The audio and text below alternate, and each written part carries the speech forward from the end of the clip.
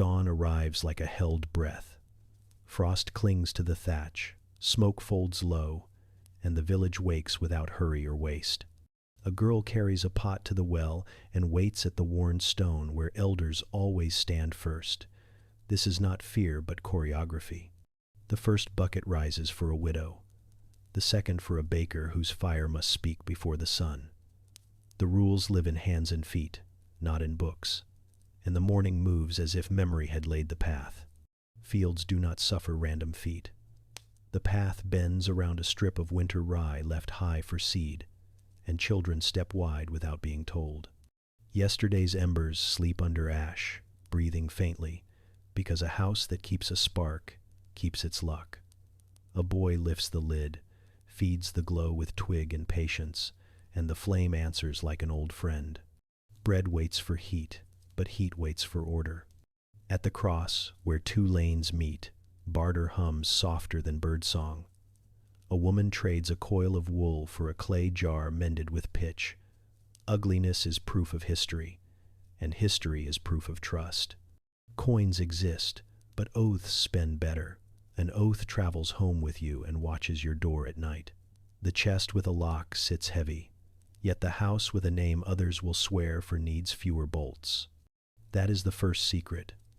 Safety is made of people. By midday, gleaners move after the carts like shadows. Bending is cheaper than begging, and the land remembers who bends. A child counts kernels into a pouch, learning the oldest math. One for hunger, one for seed, one for a friend not yet hungry.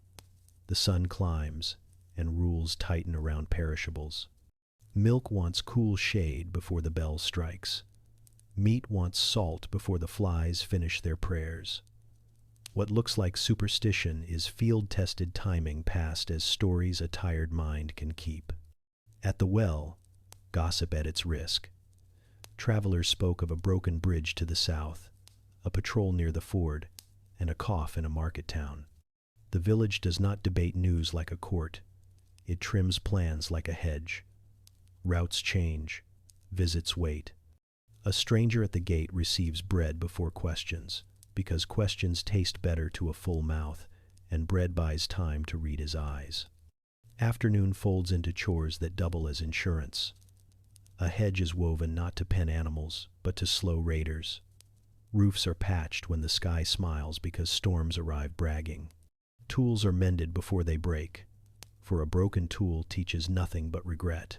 Precision grows in scarcity the way stars grow in winter, sharper, nearer, more persuasive. That is the second secret. Lack breeds accuracy. Dusk brings watchfulness that looks like prayer. A lantern hangs at the lane's end, not to guide friends but to confuse strangers. Dogs are fed last, so they will listen. Doors are barred without drama. Walls are thin in sound, thick in resolve. The night's first quiet is not empty. It is an agreement renewed to keep one another alive. Inside, the room contracts around the hearth. Hands polish spoons with ash and cloth, scouring away grease and yesterday's mistakes. The youngest learns why the pot hangs higher in winter. Less boil, more simmer, so fuel lasts and bellies stay steady. Saints' names drift into talk, but their halos are practical. This one reminds them when to sow, that one when to dry herbs, another when to gather rushes. Devotion is a calendar written in warmth. Later, the oldest man speaks of a year when snow came early and a woman's promise opened more doors than any key. He smiles at the locked chest and shrugs. Iron breaks, he says, but a reputation mends by feeding others. The children listen as if these were ghost stories. They are disasters that did not happen because someone measured, someone warned, someone held. Night thickens. The ember is banked under ash. Shoes point toward the door, ready. Even sleep is organized, and dreams walk within fences. What school taught them this? None we'd recognize. The village learned by surviving, and surviving taught it to notice. A day here is not a drift through suffering, but a sequence of gates opened by an old word, an old habit, an old hand. We were told the age was dark. Yet in the hush before midnight, there is light enough to see the pattern. Rules braiding through cold air, quiet and exact. Hold your breath. Hear the loom. Follow one thread to its beginning, and you will find the first author of the rulebook waiting in the hedgerow, writing with frost and thaw, preparing the next page for morning at dawn. The world widens from one lane to a continent-sized clock, and every hand points to weather. Rivers keep time with flood and slack. Day length opens and closes like a fist. Soil writes accents into bread. No decree outruns a cold front, and no tax bites like drought. The village listens, because the land speaks in rhythms that ignore titles. Living means noticing small, patient warnings. Spring is credit written in green ink. Fields drink, wood softens, bodies ache. Spades cut along last year's furrows, and seed disappears into dark like a promise whispered to earth. Work now, eat later. That is the law. Roads are mud and safe because armies hate mud. Fasts dot the calendar, not as punishment, but pacing. Fish run rivers, goats swell with milk, and hands relearn the lightness of sewing. Sequence, not superstition, sets the metronome. Summer is risk-shaped like a crown. Heat fattens fruit and swells disease. Meat sours by noon if shade is late. Thatch crackles, tempers thin. Roads tempt men with quick horses. Travel becomes convoy, not adventure.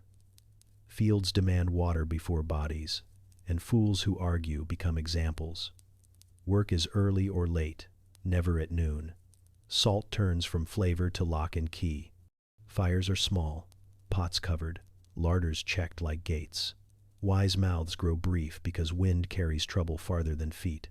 Autumn lays down storage law. Grain learns the cradle of barn and bin. Beans dry on cords. Apples become vinegar. Medicine disguised as patience. Fairs bloom when carts can move and bellies are brave. Handshakes fix prices because daylight shortens, and promises must fit inside it. Harvest feast looks like indulgence and functions like throttle. A blowout meal signals the switch from plenty to care. Debts are tallied, gifts placed like chess, and every house will borrow or lend. Winter closes its palm. Ration math writes itself on the spine. Walk slower, speak softer, strip chores to heat and hygiene. Breath steams in rooms where soup thinks for hours. Wool passes from skin to skin like a second currency. Fuel lies ranked by burn and smoke, peat for long nights, brush for quick flame, dung when nothing else says yes. The world shrinks to paths that do not drift, and tasks that keep fevers away. Yet there is sweetness. Roofs hold, wolves keep distance, and stories get a turn. Nature legislates through hunger and ache, but people pass the local bylaws. Feast days throttle consumption without scolding. A fast on Wednesday pulls a household through Thursday's thin shelf. A vigil keeps late watch when foxes prowl. Communal hunts spread danger and meat. Even failure shares fear. The months wear saints' names, so schedules can borrow holiness. It's easier to obey a memory when it looks holy. Bells divide hours into bites that minds can chew, and work eases back into order. Some taboos are calendars wearing masks. Lakes rest certain weeks while pike spawn. Calling it forbidden keeps the fishery alive. Forest edges go quiet while birds nest. Disturbing them is called unlucky, so children hesitate. Smoke is banned on a day when wind cross-cuts roofs, and the reason given is a story about spirits who hate reckless flame. The story is wrong, and the rule is right, which is how rules often work. The clever smile, the practical comply. Luck, the whisper goes, favors the obedient. Not obedient to lords, but to micro-rules. Never harvest dew-wet grain, or rot will move in like a relative. Never leave a plow in rain, or the handle greets you with splinters. Do not travel alone past equinox. Late light lies. Keep a handful of seed in a hidden pouch, not for planting but for bargaining. These are not laws a scribe would love, yet they save meals, marriages, and skin. When someone calls a survivor lucky, they mean he kept the little laws. By now, the pattern shows its teeth and its grace. The earth keeps time, and those who keep with it turn risk into rhythm. A village that hears the schedule can stretch food, slow fevers, dodge swords, and still find hours for songs that remember what to do next. The seasons are not background, they are authors. What the land permits, people refine. What the land denies, people delay. The day that began with a well and a whisper now sits inside a larger clock that cannot be bribed. And if the calendar is the law, then two officers enforce it inside every door. Food and fire. One feeds flesh, one defends it. Together they decide whether a house wakes whole tomorrow. The night outside may be long, but the hearth holds a sun in a clay ring, and the cupboard holds a year in careful portions. Step closer. Bread speaks first, and flame answers. The poorest oven in the village was a bank, a clinic, and a time machine if you knew the rules. Its mouth gaped like a promise, blackened stone breathing the scent of old wheat and smoke. Every dawn, the same dance began. Hands plunged into sacks of grain, palms dusted white, measuring not wealth, but chance. Bread wasn't food yet. It was a vault of risk, of memory, of hidden arithmetic that kept life barely ahead of decay. The wheat came first, golden but suspicious. One year the heads swelled fat, the next they blackened under a whispering blight. So the miller's wife double-sifted each handful, letting the chaff fall like discarded seconds. She watched for mold in the fine dust, for any green shimmer that foretold sickness. To blend was to survive. Rye for strength, barley for caution, millet for humility. No grain stood alone. Each was insurance against the weather's betrayal, a small negotiation with the unseen. They mixed, not by measure, but by memory. The rhythm of sieving was a lullaby, the sound of futures rearranging. Behind it all hid a silent geometry, one part to eat, one to seed, one to lend.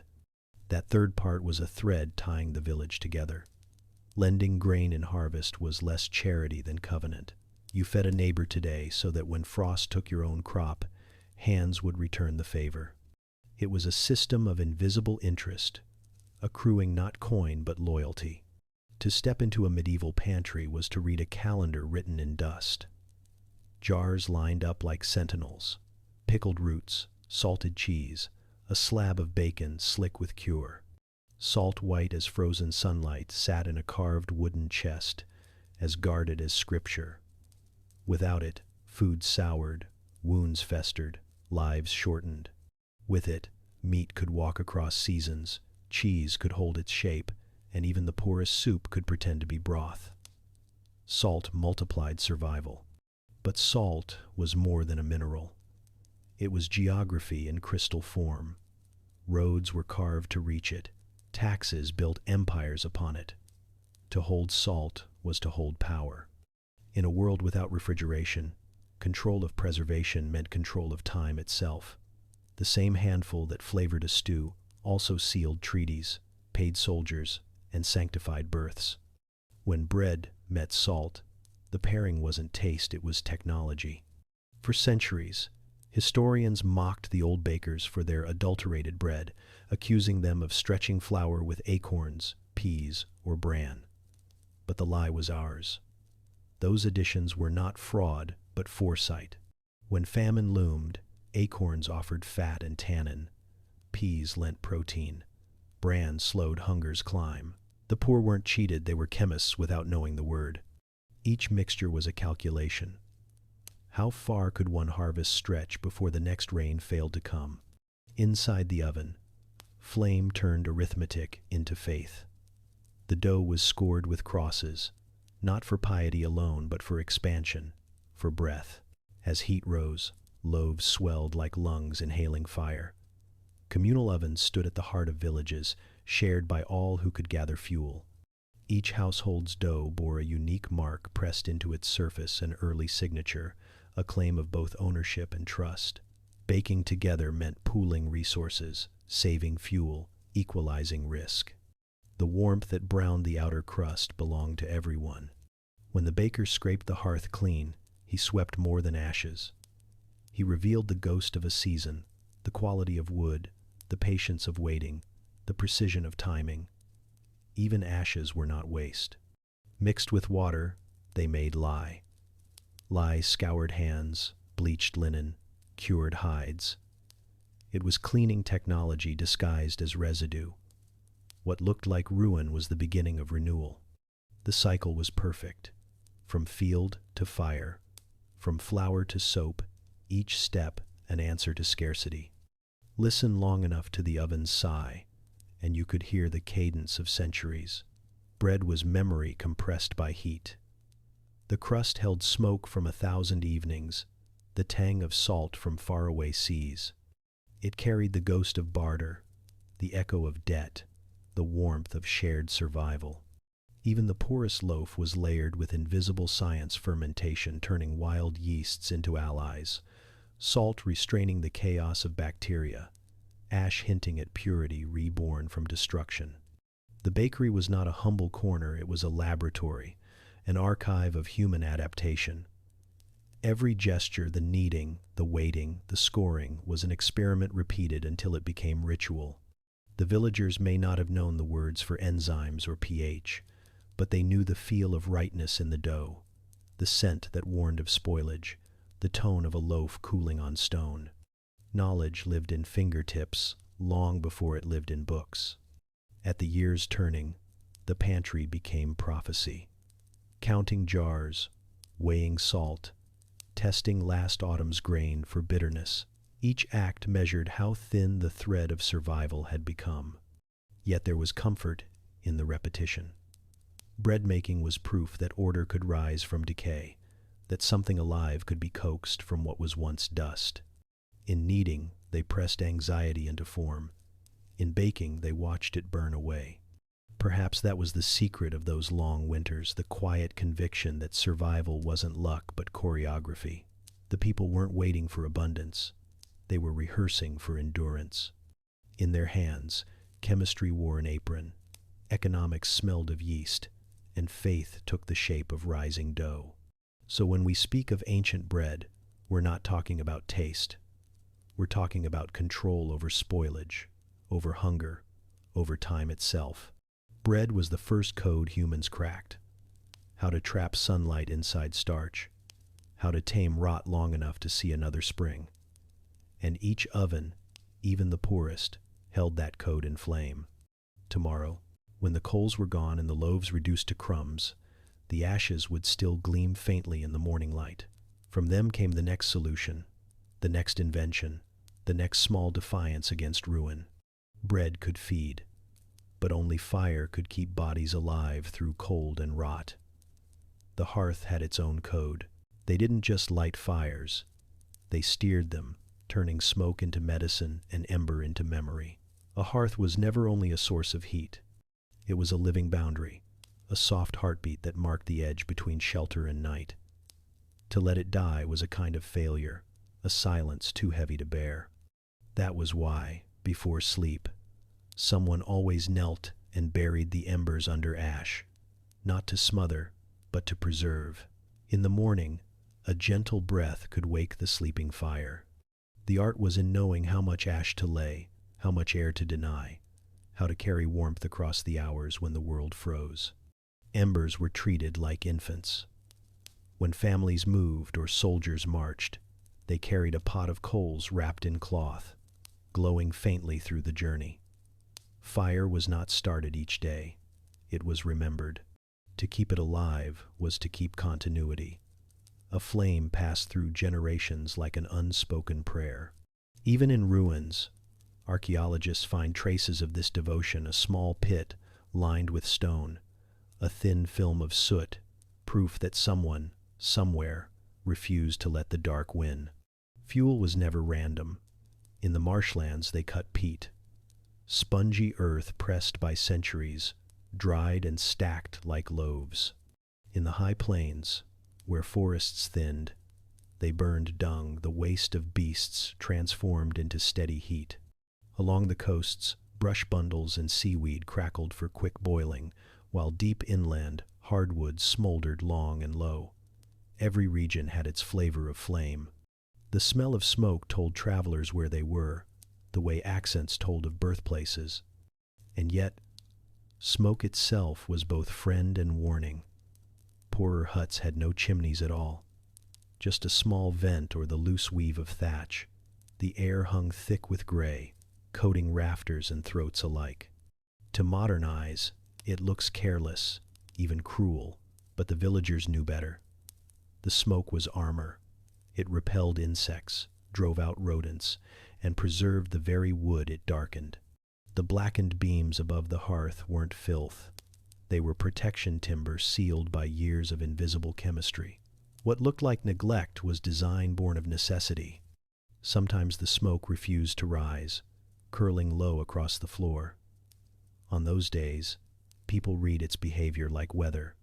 Heavy smoke meant damp air, a sign the bread would bake slower, the cheese would mold faster. Children learned to squint through it. Mothers learned to cough softly to test the draft. The hearth taught attention. To survive, one had to listen to the breathing of fire as keenly as to the gossip of the wind. Black rafters were only the first secret. The second lived in the soot itself. Mixed with fat, the dark residue became fire paint, a sealant for pottery and wooden tools.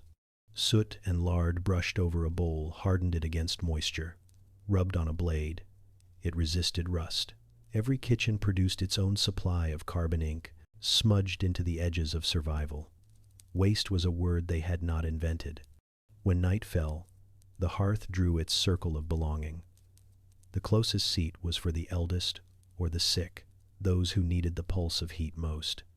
Children sprawled in half-light, faces flickering gold, learning stories by rhythm of crackle.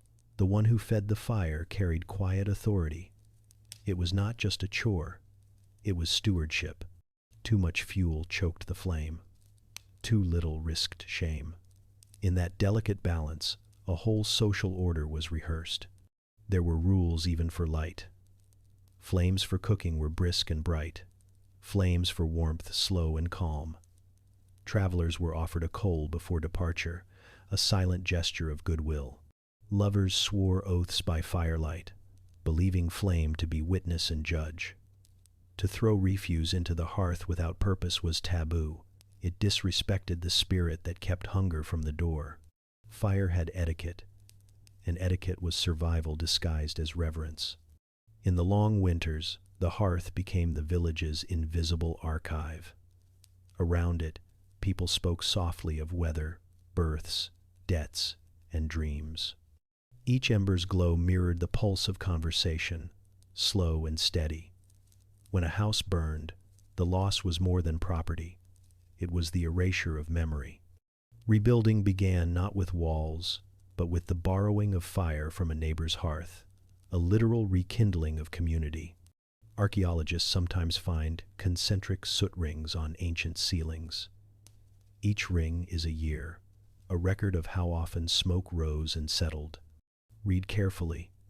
It tells the story of climate, famine, even migration. Every hearth was a diary written in black dust.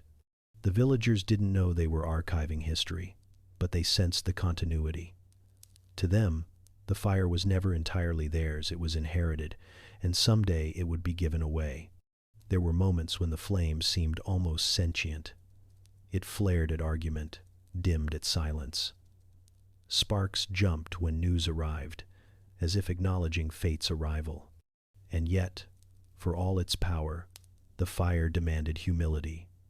It could cure or consume, cook or kill. Keeping it meant living in permanent negotiation with risk. The hearth was a teacher, reminding its keepers that warmth and ruin shared the same source. Even ashes had their duties. Spread on fields, they returned minerals to soil. Mixed into soap, they cleaned the same hands that fed the fire. Nothing of the hearth was idle. Every particle belonged somewhere in the cycle of need and renewal. The house itself seemed to breathe with it, the stones expanding with heat, the thatch exhaling steam after rain. To live close to flame was to live inside a conversation between destruction and design. When dawn came, smoke thinned to a ghost and drifted above the roofs, a sign that life continued. From afar, a traveler could count the living by the number of rising plumes. In that landscape of gray ribbons, community took visible form. Fire was both anchor and signal, a code the world could read from miles away. And when the day's last ember was banked again, the house sighed into rest. The faint orange beneath the ash was more than light. It was continuity, a quiet defiance against extinction. Somewhere in that glow lingered every hand that had tended it before, the mothers who measured air by instinct, the fathers who traded logs like coin, the children who watched sparks climb and wondered if they were stars escaping. So the hearth was never just a thing. It was a pact. Between hunger and warmth, between solitude and kinship, between the living and the dead. Its glow outlasted language, carrying knowledge that never needed writing. With food and flame stabilized, survival moved outdoors to grazing lines, hedges, and the edges of the Lord's woods. The commons wasn't free for all. It was a finely tuned contract where everyone's stomach audited everyone else. The village green stretched wide and uneven, hemmed by thorn hedge and the faint remains of last year's fires. To a stranger, it looked like open space, unclaimed and idle. To those who lived beside it, every tuft of grass, every stump and boundary stone, spoke in a language of rights. A stick stuck upright might mean a grazing line.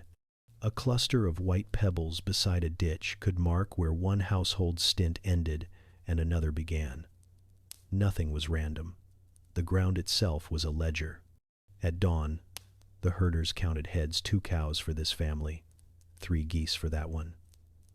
The limits were not written down, yet everyone knew them. To exceed your stint was to invite whispers, and whispers could starve you faster than any winter. Enforcement didn't come in uniforms, but in glances, songs, and the memory of who took more than their share. Law, in its first form, was reputation. When the harvest ended, the green turned gold with stubble. Women and children crossed it with baskets, gleaning what the sickle had missed: fallen grain, bent stalks, the remnants of labor turned mercy. Gleaning was not theft. It was an agreed afterthought, a ritual of second chances. Each motion of bending and lifting carried its own unspoken boundary. Take what you can reach, leave what another might need. To break that rhythm was to offend not just your neighbors, but the season itself. The commons was often called the poor man's field, but its genius lay in balance. It absorbed overflow, shared scarcity, and turned disorder into rhythm. The village's life moved according to its pulse. Grazing in spring, hay cutting in summer, mast gathering in fall, and quiet renewal through the frost. Those who watched from the Lord's hall might see only peasants and beasts, but below that surface was governance, deliberate, self-correcting, almost mathematical. Paths across the green were not shortcuts. They were lines of data. Centuries of feet carved furrows that told of use, habit, and permission. To stray from them was to trespass on pattern, to rewrite a code older than parchment. Even the way rain pooled in hoofprints revealed priority: whose animals had fed here most often, whose claim was strong by custom, not decree. In one corner of the village, a stand of coppiced hazel rose like a page half erased and rewritten. Each stump, cut low and left to sprout again, marked the passage of years. Coppicing wasn't deforestation, it was scheduling. The cycle of cutting and regrowth created endless timber without killing the root. Every family had its turn, timed by seasons rather than documents. The hazel itself remembered who kept faith. When conflict did come, it seldom drew blood. It started as rumor, grew into song, and ended in restitution. A man might be accused of letting his sheep graze too far past the boundary stones. The gossip would rise: first an old woman's mutter, a boy's mocking rhyme. Then came the meeting, held not in court but on the very grass in question. Oaths were sworn before the community. If guilt was admitted, payment followed, perhaps a day's work, mending fences, or a measure of grain returned. Shame, not shackles, kept the peace. The beauty of it was quiet precision. Outsiders often called common fields chaotic, a patchwork of strips and pathways, but chaos was the illusion of distance. Up close, each ridge and furrow told of rotation, of careful allocation between arable and pasture. It was an ecosystem of fairness engineered by memory. Where one family's field ended, another's began.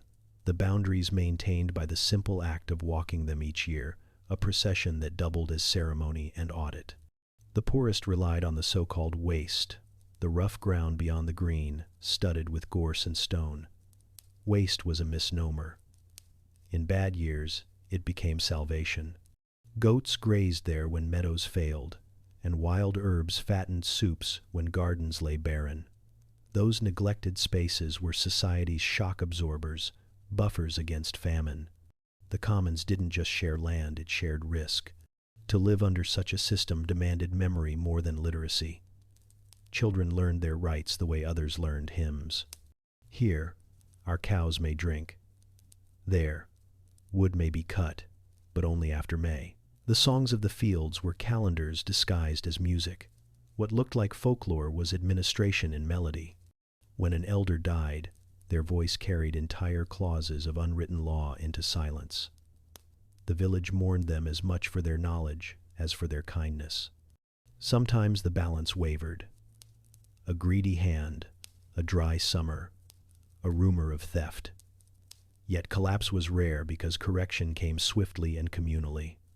Justice wasn't vertical, it rippled sideways. Neighbors spoke first, then kin, then the gathered whole. Authority was diffused like smoke, settling everywhere but belonging nowhere in particular. The green governed itself. At twilight, the commons glowed with the residue of the day. The faint bleating of animals, the low chatter of children picking nettles for soup. Smoke from scattered cottages drifted across it, carrying the scent of ash and bread. Standing there, one could feel the old intelligence of survival, a system tuned to scarcity, not abundance. The land's grammar was thrift, its poetry cooperation. It is easy now to call such worlds primitive, yet their sophistication lay precisely in their simplicity. They made accountability tangible, tying ethics to geography. No need for ink when every field remembered. No need for courts when hunger and honor shared the same measure. The commons was a moral instrument disguised as pasture. In that shared ground, people found both freedom and restraint. You could not take endlessly, but you could always take enough. Fairness was not written into law. It was practiced into muscle. The true punishment for greed was isolation, no one to trade with, no one to warn you when the frost came early. In a society without locks, trust was the only door that mattered. By the time night settled, the paths gleamed faintly under moonlight. Stones and stumps cast long shadows, silent markers of agreement still holding centuries later. To walk there in darkness was to tread through the living memory of a people who built stability out of attention. Beyond the green lay the Lord's forest, full of rules sharper than thorns. In the forest, a wrong twig could cost a hand, yet one good mast year could feed a village. The trees began where the green surrendered, rising like pillars of a quieter kingdom. Light moved differently here, strained through leaves, softened to green hush. To enter was to cross from human law into another, older jurisdiction, the law of the forest, whose rules were whispered more than spoken. Every branch had a value, every fallen bough a condition. Cutting, gathering, hunting, all were bound to permissions that sounded more like riddles than decrees. The Lord's word was the letter, but practice was the breath that kept it living. Villagers held rights called estovers, the allowance to take dead wood for fuel, to repair a fence, to warm a child. No one owned the flame it made, only the right to coax it, and even that right could vanish if abused. Then there was pannage, the season when pigs were loosed beneath oak and beech. They moved like dark shadows among the trunks, rooting for acorns, turning the forest floor into a map of hunger and plenty. A single mast year, when trees dropped their fruit heavy and sweet, could mean meat through winter and fat for candles. Pigs were the alchemists of the woods, transforming trees into flesh, sunlight into survival. Their keepers marked them with cuts on ears, tiny runes of ownership that flickered as they passed between shafts of light. The forest was a ledger written in bark and hoofprint. The forester, both warden and mediator, walked it like a living account book.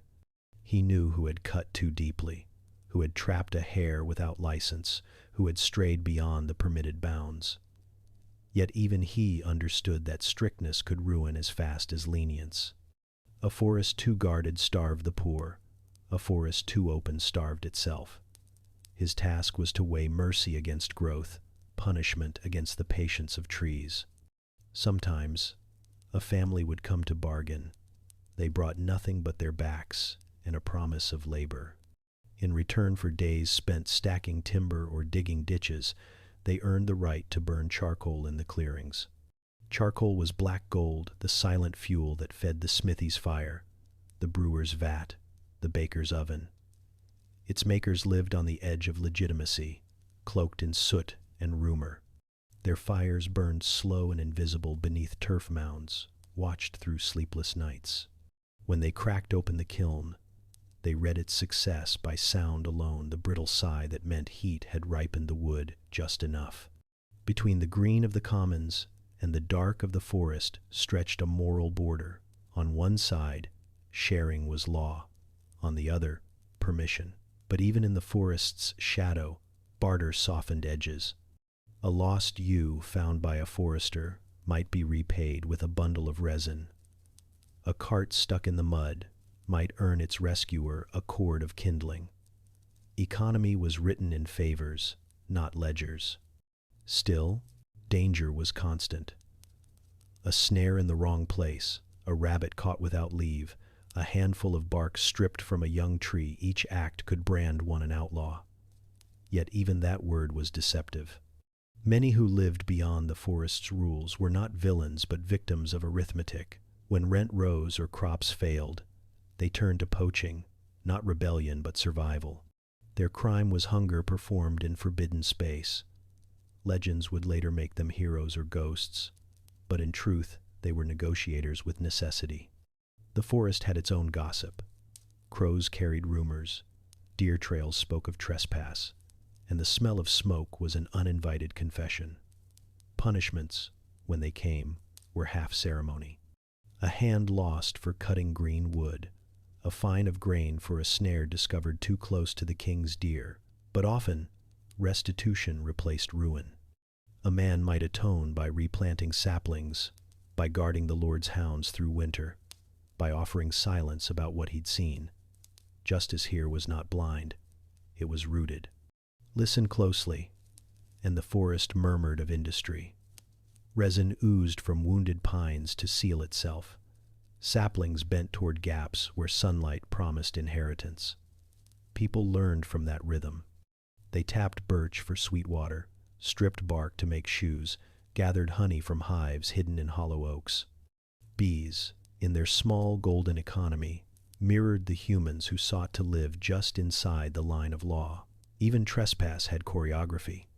When the sun fell, charcoal smoke rose like thin prayers. Somewhere in the dark, a forester's lantern moved between trees, a wandering star marking authority's orbit. The air thickened with the scent of pine, pitch, and earth, the raw perfume of labor unrecorded. Beneath that canopy, power was both omnipresent and strangely personal. The same man who might fine you by day could share ale with you by night, both knowing that tomorrow's storm or blight would test all loyalties again. The forest was a book that wrote itself in silence. Its margins were wide and filled with compromise. A path beaten smooth by cartwheels was an unofficial treaty. A clearing used each year for honey gathering was precedent accepted by repetition. Paper law rarely reached this deep. What endured were gestures, oaths, and the weight of familiarity, who walked where, who spoke first, who listened longest. When winter came, the trees closed ranks. Frost hardened the moss, and sound carried far. Even then, the forest didn't sleep, it stored. Under bark, sap waited. Under soil, roots whispered of return. People, too, drew inward, tending embers and counting what they had taken. Each twig burned was remembered. Each log owed its debt to another season. The balance sheet of survival continued, invisible but exact. To stand at the forest's edge at dusk was to feel both invitation and warning. The air itself seemed to hold breath, thick with the memory of laws older than men. One step too far, and you entered a realm where need rewrote morality, and silence was the only witness. Yet for all its peril, the forest was generosity embodied, its fruit, its game, its shade, its secrecy. In the end, those who lived beside it learned not mastery, but dialogue. They read trees the way others read scripture, measuring patience by ring and scar. The forest gave, but it also kept score. Rules on land were one half. The other half lived in people's mouths, oaths, names, and debts that outlasted coin. Here, a vow could feed you, and a careless boast could bankrupt your kin. Names were more than introductions. They were collateral, living pledges that followed a person like shadows. To speak a name was to open an account of trust and obligation, a record that reached farther than ink could travel. In this world, words replaced armor, and silence could be deadlier than a blade. Every man and woman carried a price called wergild, the worth of their life measured in silver, grain, or cattle. It sounds mercenary to modern ears, but it was mercy disguised as arithmetic. Before such accounting, vengeance had no limits. A killing bred another, and another, until whole lineages vanished in cycles of grief. Wergild broke that spiral. It placed value where chaos once ruled, demanding payment instead of endless retaliation. The higher your standing, the heavier your price, not as privilege, but as deterrent. To kill above your station meant ruin. To accept payment meant survival. Witnesses made it work. Every deal, every oath, every borrowed tool had to be seen and remembered by living eyes. There was no paper, so people became the archive. To cross a border or borrow a plow, you needed sureties, men or women willing to stake their own reputation on your honesty. Their voices were your passport, your insurance, your invisible armor. The strength of a person lay not in muscle, but in how many tongues would speak their name without hesitation. A single promise could ripple through generations. Oaths bound families the way mortar bound walls. They were made with gestures as deliberate as rituals. A hand on the hilt, a palm over the heart, a word spoken before witnesses. Breaking such a vow didn't only stain the soul, it fractured the web of mutual belief that kept villages from dissolving into suspicion. The penalty was not always physical, sometimes it was exile, the slow starvation of being untrusted. Hostages, so often imagined as prisoners, were sometimes honored guests. When rival clans sought peace, they exchanged sons or nephews, young bodies entrusted to foreign hearths. These living pledges ate at their host's table, learned their songs, and carried the fragrance of both houses. Their safety guaranteed restraint. Their well-being was the contract written in flesh. To harm them was to break faith before gods and men alike. Many such hostages grew to bridge the two sides, fluent in both loyalties, turning conflict into kinship. Speech itself was currency. Insults had weight because words could ignite blood. A careless boast, a mocking rhyme, even a glance loaded with contempt could spiral into vengeance. Communities learned to ration language the way they rationed grain. Words were measured, slow, deliberate, each one a seed that might bloom into debt or alliance. A man known for eloquence was both revered and feared, for his tongue could tilt outcomes more than a sword. At the village moot, Law wore no robe and carried no seal. It gathered under open sky, where voices replaced signatures and memory served as record. The moot was part theater, part market, part confessional. Disputes over theft or injury began with recitations. Who had seen? Who had sworn? Who would vouch? The rhythm of these declarations mattered more than their poetry. To falter, to misremember, was to lose standing. Justice here was performed, not inscribed. On this day, the case concerned a wounded herdsman. A blow from a neighbor's staff had broken his arm during a quarrel over grazing lines. The man's kin stood on one side, the accused on the other, both framed by the semicircle of witnesses. The air smelled of damp earth and wool. No one shouted. Anger had already passed through its early fever into calculation. The injured man's brother spoke first, naming the harm and demanding the proper Wergild 12 silver pennies, a sum heavy enough to sting but not ruin. The other side admitted the strike, but pleaded provocation. Words braided with restraint. Everyone knew the true contest wasn't between them, but between pride and pragmatism. After a long silence, the village reeve raised his hand. He didn't judge. He translated. He reminded both parties of the kinship that tied them through marriage, of how their fathers had once traded oxen. He called on memory, not law. The settlement came like rain after drought.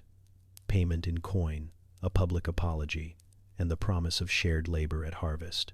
The crowd murmured approval. No gavel fell, yet order was restored. Restitution replaced revenge, and peace, though temporary, held. Such moots were rehearsals for survival. They taught the village how to convert chaos into calculation. To forgive wasn't moral weakness, it was maintenance. The system assumed imperfection and built tools to manage it. Even lies had procedure. If a man swore falsely, the gods would find him soon enough, through sickness or misfortune, and everyone would nod at the balance being restored. Belief did what paperwork now attempts. It made people predictable. In this economy of vows, the spoken word had physical gravity. A promise could buy safety. A curse could bankrupt a lineage. Children learned early to speak carefully, to watch the tilt of tone, the weight of silence. Gossip wasn't idle. It was infrastructure. Through it, debts were tracked, favors remembered, character audited. The tongue was both ledger and weapon, capable of ruin or rescue. Wergild turned violence into math, and math into mercy. Behind each silver coin lay the ghost of blood that might have been spilled but wasn't. The value of life became a communal equation, part fear, part empathy, part exhaustion, with endless grief. Over time, the habit of counting lives instead of taking them became a quiet revolution. Civilization didn't begin with palaces or parchment. It began with someone saying, "Let's settle this another way." By evening, when disputes were ended and oaths sealed, people returned to their cottages lighter, though poorer. They understood that peace always had a price, and it was worth paying. A man could rebuild wealth faster than he could rebuild trust.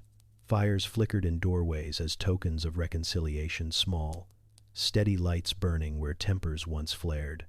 In such a world, a name was more than identity. It was a kind of currency, the sound by which one's debts and honors were tallied. To keep it clean was to keep one's future intact. Every handshake, every shared meal, every whispered agreement was another entry in that invisible account. Honor mitigated conflict. Hospitality prevented it. Surviving strangers required a separate, sacred rulebook. The meal you gave a stranger tonight might save your child's life next winter. That was the logic of hospitality, older than parchment, older even than coin. When the world was wide and roads uncertain, a door unlatched could mean survival. A knock at dusk carried both hope and danger. You fed the traveler first and asked questions later, because hunger spoke before language, and a full stomach softened whatever might follow. The hall glowed with low firelight, benches worn smooth by generations. The smell of smoke, wool, and broth braided together into something both earthy and sacred. Around the hearth, villagers gathered in a loose ring. Outside, the wind worried at shutters. Inside, time slowed to the rhythm of ladles scraping bowls. A stranger had arrived, a figure dusted with miles, cloak damp from rain. No one asked his name. Instead, the host's wife laid bread before him, salt beside it, the universal code for peace. Only when he ate did speech return to the room. Hospitality was more than kindness. It was a security system built from etiquette. Every gesture had weight. To stand uninvited too long near the threshold risked misunderstanding. To refuse offered food was a subtle insult, suggesting suspicion. Even the way one set down a cup upright or on its side signaled trust or withdrawal. These small motions carried the work of treaties, distilled into domestic choreography. A guest under a roof was sacred. Sanctuary began at the doorpost. To harm a man who had eaten your bread was to curse your own hearth. The rule stretched even to enemies. Feuds paused when one side crossed the threshold seeking shelter. The host might not forgive, but he would protect until dawn. Fire and salt demanded it. In this way, the act of feeding became moral insulation, preventing violence from consuming everything. Still, hospitality was not blind. Every host was also an intelligence gatherer. Between spoonfuls of stew came gentle questions where the roads were flooded, which markets were open, whether the king's men had been seen nearby. Travelers were the veins of news, carrying rumor and weather alike. By feeding them, a village fed its understanding of the world. A loaf given might return as a warning, a name, a map of danger yet unseen. The rules extended even to what could be shared. Food first, then warmth, then words. Questions about origin or purpose waited until after the guest had slept. To hurry them risked invoking mistrust. It was said that truth traveled best on a full stomach. So meals unfolded slowly, like ceremonies of unfolding confidence. Each course moved the guest from stranger toward kin. Refusing to host was perilous. A house known for turning travelers away gained a reputation of coldness that clung like frost. When famine struck, no one came to its aid. Roads bent around such places, and their names dropped quietly from prayers. Generosity wasn't optional, it was insurance. In a world where disaster could walk on 2 feet, every open door was a future favor waiting to return. Guest right bound entire networks of trade and pilgrimage. Traders moving salt, monks bearing letters, and healers traveling between villages all relied on invisible chains of welcome. Each meal offered kept the arteries of news from clotting. To attack a guest was to choke communication itself, and everyone knew what that led to: blindness, famine, isolation. Thus, feeding strangers was an act of collective self-defense disguised as grace. In the great halls of nobles, hospitality became theater. Whole animals roasted on spits, ale poured like time itself. Yet beneath the spectacle lingered the same calculation. A feast broadcasted power, but also invited scrutiny. To underfeed guests was to admit weakness. To overfeed was to risk envy. The wise lords struck balance, remembering that too much bounty could taste like threat. Even smaller houses carried echoes of ceremony. Bread was broken, not sliced, to show that division remained in human hands, not blades. Salt was passed clockwise to keep fortune's wheel turning the right way. Candles were never extinguished before a guest's departure. Light must accompany the traveler back into night. Each of these habits, mundane and mystical, turned survival into ritual. There were darker sides too. Sometimes hospitality was weaponized. A fugitive might claim guest right to escape pursuit, forcing the host into peril. Others abused generosity, eating under false pretenses, stealing from sleeping households. Yet even then, the rules held. The breach reflected upon the betrayer, not the host. To keep the law of welcome unbroken was to declare oneself still human in a world that often forgot the meaning. Children learned these customs like prayers. Offer bread, then words, mothers told them. Share salt, then stories. The etiquette shaped character long before any written code could. Villages proud of their hospitality rarely needed guards. Strangers became informants, allies, and messengers. Kindness, disciplined by ritual, became infrastructure. One tale tells of a wanderer taken in during a blizzard. He ate in silence, thanked the host, and left before dawn. Months later, soldiers arrived demanding passage. The commander, hearing the name of the household, ordered his men aside. The wanderer had been his own captain, traveling in disguise to test loyalty along the border. A bowl of soup had saved a village. Such stories blurred into myth, but they carried truth, the unseen returns of generosity. At its core, hospitality was an early warning system. Guests brought intelligence about failing harvests, distant plagues, shifting alliances. A well-fed stranger was an informant of goodwill, part of a chain that connected far fields through conversation and care.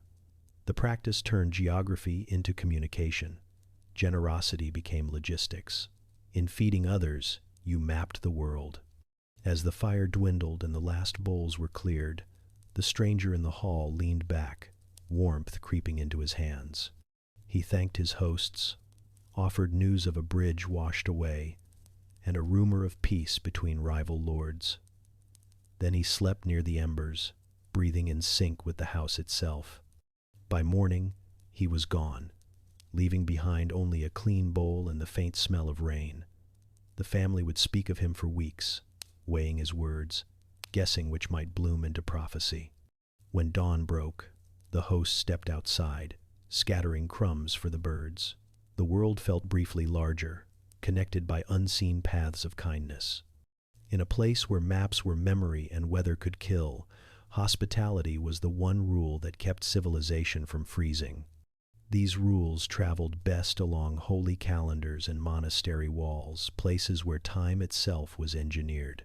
What if prayer times were also the village's operating system? The bells that marked the hours did more than summon devotion. They divided life itself into manageable pieces. A day began not with the sunrise but with sound, a measured rhythm echoing across thatched roofs and plowed furrows, aligning bodies to time without a clock in sight. The villagers moved as one organism, guided by tone and season, faith and necessity. The liturgical year was not just a spiritual calendar, it was an algorithm, running quietly beneath the surface of belief. Each feast, fast, and holy day was a line of code written across centuries, refined through trial, error, and hunger. When the frost came, it was time for slaughter. Meat hung in cold air, salted and smoked before spoilage could win. What appeared as holy celebration was also logistics. Families gathered around fires, giving thanks while the fat congealed in clay jars, ready for months when the earth slept. Then came the fasts, long stretches when flesh was forbidden, when even butter withdrew from the table. Yet these abstinences often aligned with the rhythm of the barns. Lent, for instance, arrived when stores were low, when the barrels had thinned and hens had not yet begun their laying. Piety became a survival tactic disguised as obedience. The rhythm of denial preserved not just souls but supplies. Fish filled the gaps left by abstinence. Streams thawed, nets unfurled, and a theology of appetite followed the cycles of water. Fridays mirrored the tides. Monasteries traded in salted herring as much as in scripture. The faithful abstained from meat, but not from cleverness. What the church called purity, the village understood as planning. The line between religion and resource management blurred until neither could stand alone. Even dairy had its sacred tempo. Certain saints' days marked the churning of new butter, the blessing of cows, the renewal of herds. These dates drifted with the warmth, ensuring that when fasting forbade flesh, milk, and cheese quietly stepped forward. Every prohibition carried an escape hatch, every burden its balance. To fast was to align consumption with production, to harmonize hunger with harvest. And beyond the table, the year itself unfolded like a map of survival. Processions wound through fields at the edges of spring, banners brushing against barley tips and hedgerows. These were not mere displays of devotion, they were audits. Walking the land together renewed memory, fixed boundaries, and made theft visible. A hedge moved overnight, a marker stone nudged, and the whole village would know. Rogation days were prayer and policing at once, faith made into shared geography. The calendar ordered more than appetite and land. It structured labor. Roofs were mended after Easter, when rains eased but before heat dried the thatch. Ditches were dug on saints' days tied to earth and growth. Fields were rotated in rhythm with feast cycles, so that plowing fell after penance, sowing after celebration. What seemed like arbitrary ritual had evolved into precision scheduling, long before timetables or clocks. Bells were the metronome. They tolled not only for prayer but for waking, resting, gathering, eating, sleeping. Each peal was a pulse in the collective body of the village. Time was felt, not measured. Monks recorded the hours, farmers embodied them. The whole society ran on sound, soft, insistent, impossible to ignore. It was the hum of governance hidden in piety, a system that ruled without rulers. There was power in the illusion that all this was merely devotion. Faith gave authority to structure. Ritual made obedience feel voluntary. When a priest declared a fast, he was also rationing. When he blessed a feast, he was announcing abundance. The divine calendar masked the management beneath it. Through worship, order was maintained. Through repetition, the future became predictable. Imagine the texture of that life. A woman rising before dawn because the bell told her so. A boy counting Sundays to know when his father would slaughter the pig. A mason repairing a church wall only when the feast of its patron approached. No one thought of efficiency, yet the system achieved it. Religion carried within it a quiet intelligence, rules shaped by survival, devotion tuned by necessity. Even leisure found its timing. Weddings clustered after harvest, when granaries were full and debts could be paid. Carnival came before Lent, an explosion of indulgence before abstinence. The church's calendar became the people's heartbeat, synchronizing joy and restraint so that neither destroyed the other. Without knowing it, they had built a feedback loop between heaven and hunger. Each year repeated, but never idly. Observation refined practice, practice refined faith. Over generations, the villagers who followed the liturgy most faithfully were also those who endured the hardest winters. Belief became evolution by another name. To doubt the calendar was to risk misalignment with the land itself. The sacred and the practical became indistinguishable. When storms ruined crops or illness swept through, the rhythm faltered, but the structure remained. Bells tolled still, reassuring the frightened that time had not broken. After disaster, the calendar stitched order back together. Fast, then feast. Pray, then work. The cycle renewed morale as much as it rationed grain. The villagers did not see the genius in it, only the comfort. But behind that comfort was code centuries of iterative design. Each holy day a tested solution to living close to hunger. Even silence had its place. On certain days no tools rang, no fields stirred, and the air itself seemed to rest. These pauses were the maintenance cycles of the human machine, built into belief. Too much labor cracked the system, too little drained it. The church ensured balance through sanctity. Every commandment doubled as a calibration. From the outside, it looked like obedience. From within, it felt like harmony.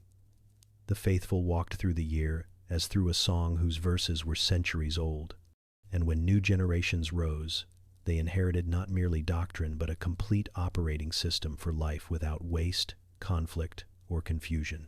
The world outside those villages may have changed, empires rising and falling, but within the ring of bells, time stayed consistent. Each chime tethered the living to something larger, a network of faith and function that spanned continents. It was not superstition, it was infrastructure. And as this unseen system spread from chapel to market, from market to monastery, the logic of order grew deeper. If the calendar was code, then the monasteries that kept it were servers, repositories of knowledge, stability, and updates, ensuring that the rhythm of survival never missed a beat. Behind cloister walls, quiet hands prototyped survival for everyone outside. The monastery was not a fortress, but an engine turning prayer into practice, time into harvest, devotion into durability. Its stones breathed rhythm. At dawn, the bell called the brothers to their offices, each psalm echoing through vaulted corridors like the ticking of a clock that never stopped. To the villagers beyond, the sound was reassurance. Someone, somewhere, kept time when clouds hid the sun. The monastery's gardens were laboratories of patience. Rows of herbs, sage, rue, wormwood, fennel, grew not merely for scent but for science disguised as faith. Each leaf had been observed through generations, its humors charted, its seasons mapped.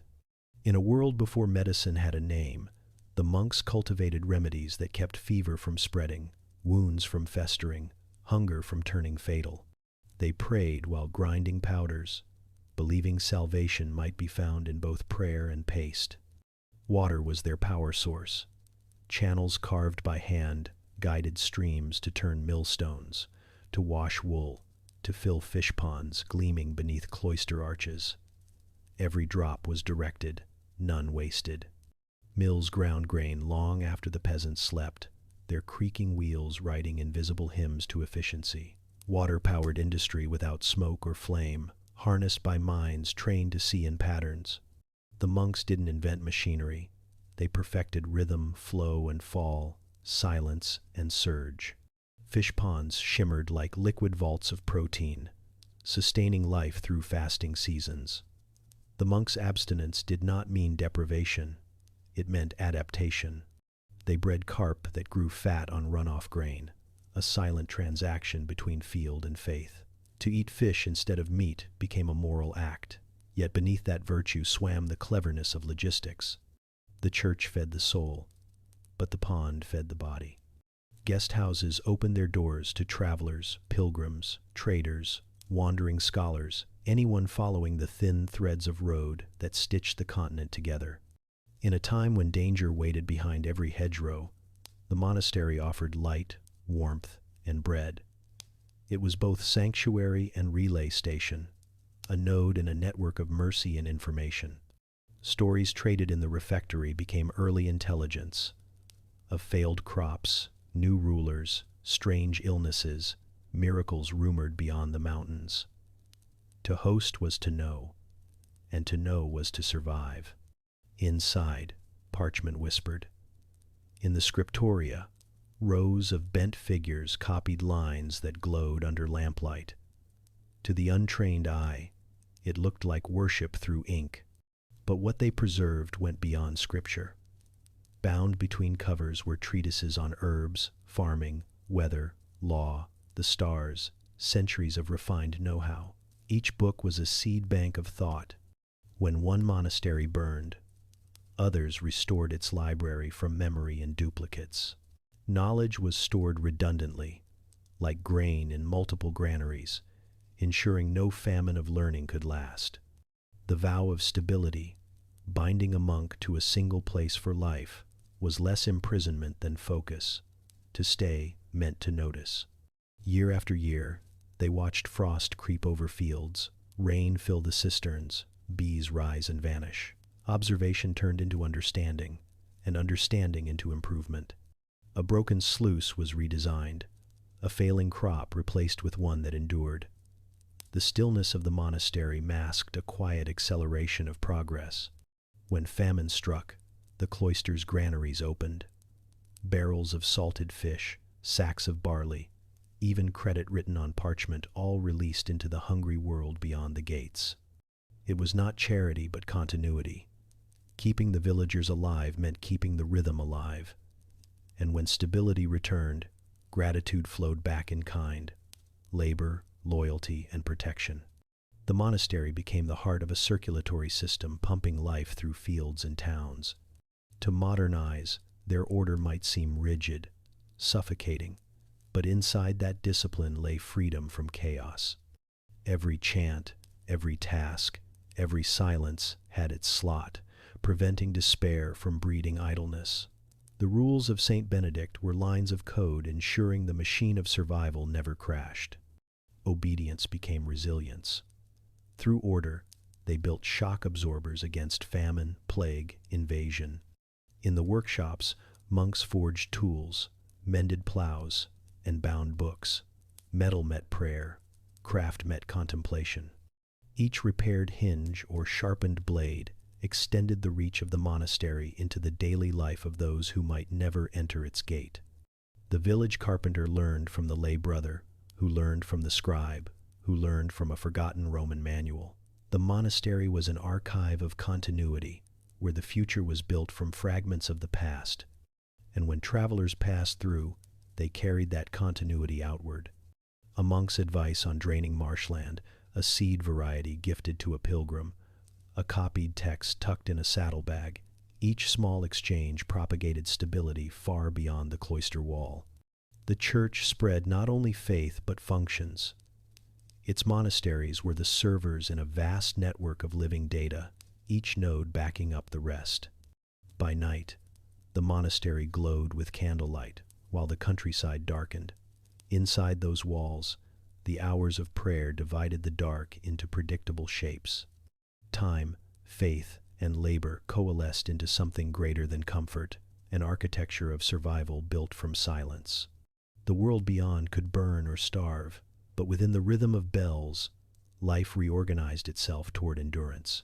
Sometimes, a visitor might pause at the edge of the cloister garden and feel an eerie calm.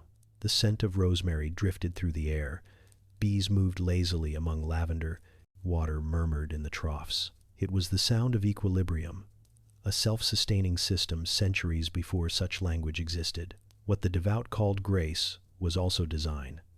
And yet, the monks never saw themselves as engineers or economists. To them, their precision was devotion, their innovation humility. Each improvement was an offering to God, not to reason. But the outcome was the same. Hunger lessened, disease waned, ignorance thinned. Faith had become a framework for function. When famine or plague finally passed, and travelers once again took to the roads, they carried with them more than stories. They carried the logic of order, the sense that structure could protect, that rhythm could heal, that silence itself could teach. Beyond the cloister, the world began to move. With larders full, calendars stable, and oaths to anchor the land, humanity gathered courage. The rivers beckoned, the fairs reopened, the perilous roads filled again with carts and dreams. The pulse that began with the tolling of a bell now reached outward, leading pilgrims, merchants, and wanderers into the wide and waiting world. Trade survived not by speed but by rules that turned danger into timetable. At dawn, a boat slips from its mooring, the river still wrapped in mist. The oars move without sound, dipping through reflections of gray sky. In the distance, smoke from a riverside kiln marks the first human movement of the day. The boat's master knows the route by scent and sound where the current deepens, where sandbars hide beneath glassy calm. To move by water is to borrow the patience of the river itself. The river is faster than any road, yet it obeys no one. A wind against the current can turn a journey of hours into days. Storms fold the water into fists. Cargo can vanish beneath one wrong tilt of the hull. But for all its peril, the river is generous. It carries weight without complaint. Barrels of salt, bolts of wool, iron tools, even rumor, everything floats more easily here than on the rutted roads above. Those roads, winding through forests and over hills, move slower than memory. Wheels sink in mud. Horses stumble. Bandits wait in the ditches, patient as roots. Every mile carries a tax, bridge tolls, market dues, the price of a night's safety. Yet in that slowness lies protection. A bad road is a hidden blessing. Armies cannot march where wagons cannot roll. Villages thrive behind the friction of terrain. Geography itself becomes a moat. What hinders the trader shields the farmer. Still, trade finds its rhythm. Convoys leave not when hearts urge them to, but when rules allow. Merchants move in groups, sharing guards and gossip. They time their departures to avoid feast days that crowd bridges with pilgrims or fill taverns with drunken soldiers. Letters of safe conduct, inked with seals and prayers, pass from hand to hand. Each document promises that its bearer travels under the protection of a distant lord, though promises fade quickly beyond the next border. At every crossing stands a keeper, a warden of the bridge, a collector of tolls, a man with the authority to lift or lower the chain that bars the way. His fee is measured not in fairness but in what he can demand before patience breaks. Coins clink into pouches, but sometimes payment takes other forms. A barrel of salt, a story, a favor owed. The bridgekeeper's ledger is half memory, half myth, and both are binding. The wise trader learns the unspoken laws. Never sleep near crossroads, never show silver before sunrise. Travel with the wind behind and the gossip ahead. A merchant's safety lies in appearing expected. The roads and rivers are veins through which the lifeblood of kingdoms flows, but they also bleed. Tonight's boat carries salt outward and iron inward, but its true cargo is information. The boatman knows which abbots are buying grain before famine names itself, which smiths need ore before the mines flood. He knows which bridgekeepers drink too much, and which toll houses have new guards who cannot yet tell one seal from another. Each fact weighs more than the goods stacked in his hull. At dusk, the boat draws alongside a way station. It looks like a chapel but smells of tallow and wheat. Inside, travelers rest on benches worn smooth by countless bodies. Candles flicker beneath icons. Outside, mules bray in the mud. The station's keeper sells porridge, repairs shoes, and carries news faster than any letter. Every way station is a node of survival, half inn, half archive, where weather, war, and rumor converge.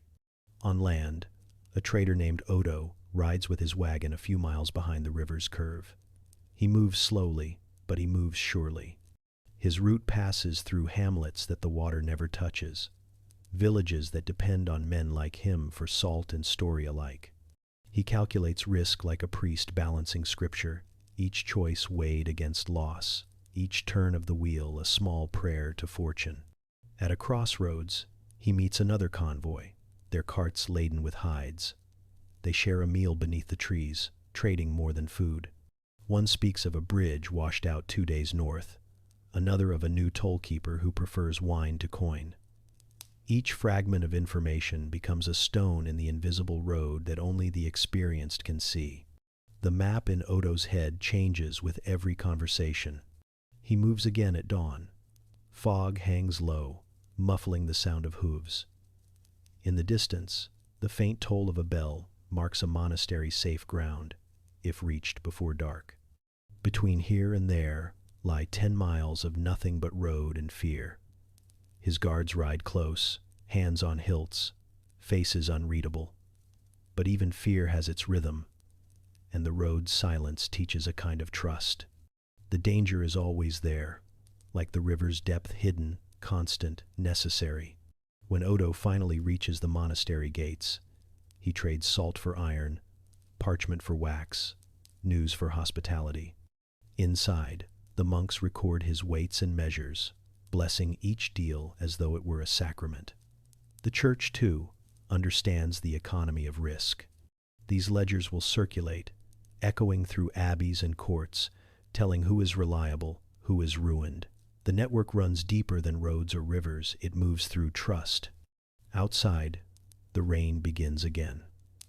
Water seeps into ruts, deepening them, softening the earth until the path itself becomes memory. Travel slows, but not forever. The delay is part of the system. Where speed invites ruin, rhythm breeds endurance. Traders learn to see opportunity in the pause, to repair harnesses, mend sails, listen for whispers of changing tides. The world may appear still, but commerce never sleeps. It simply breathes between steps.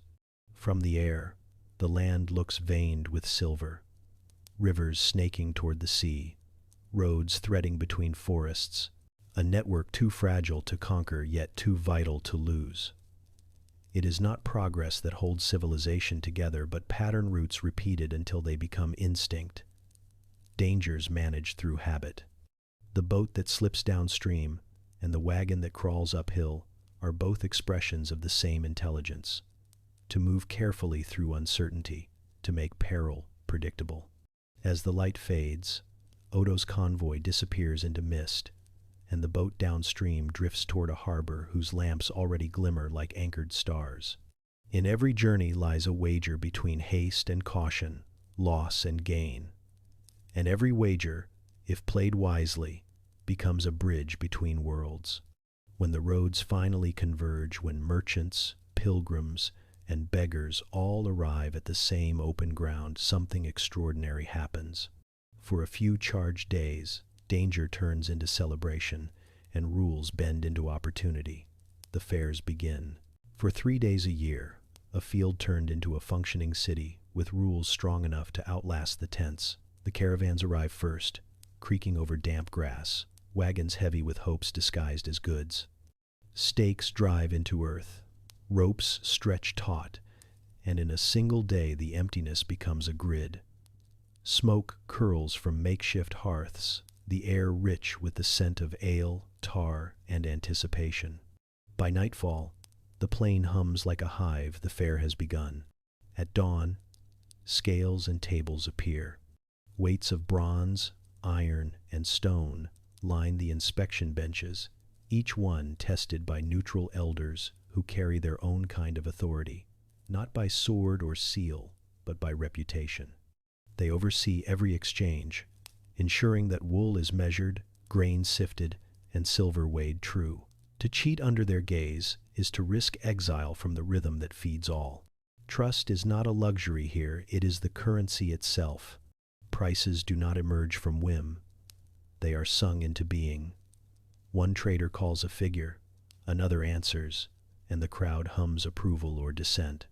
The ritual is ancient, part performance, part negotiation. As the market finds balance, the sound shifts from argument to agreement, from rivalry to rhythm. Somewhere in that murmur, value becomes visible. The fair is not chaos, it is choreography. Colors mark regions, banners declare specialties. The scent of each stall tells its own story. Salt merchants cluster near the cool edge of the riverbank.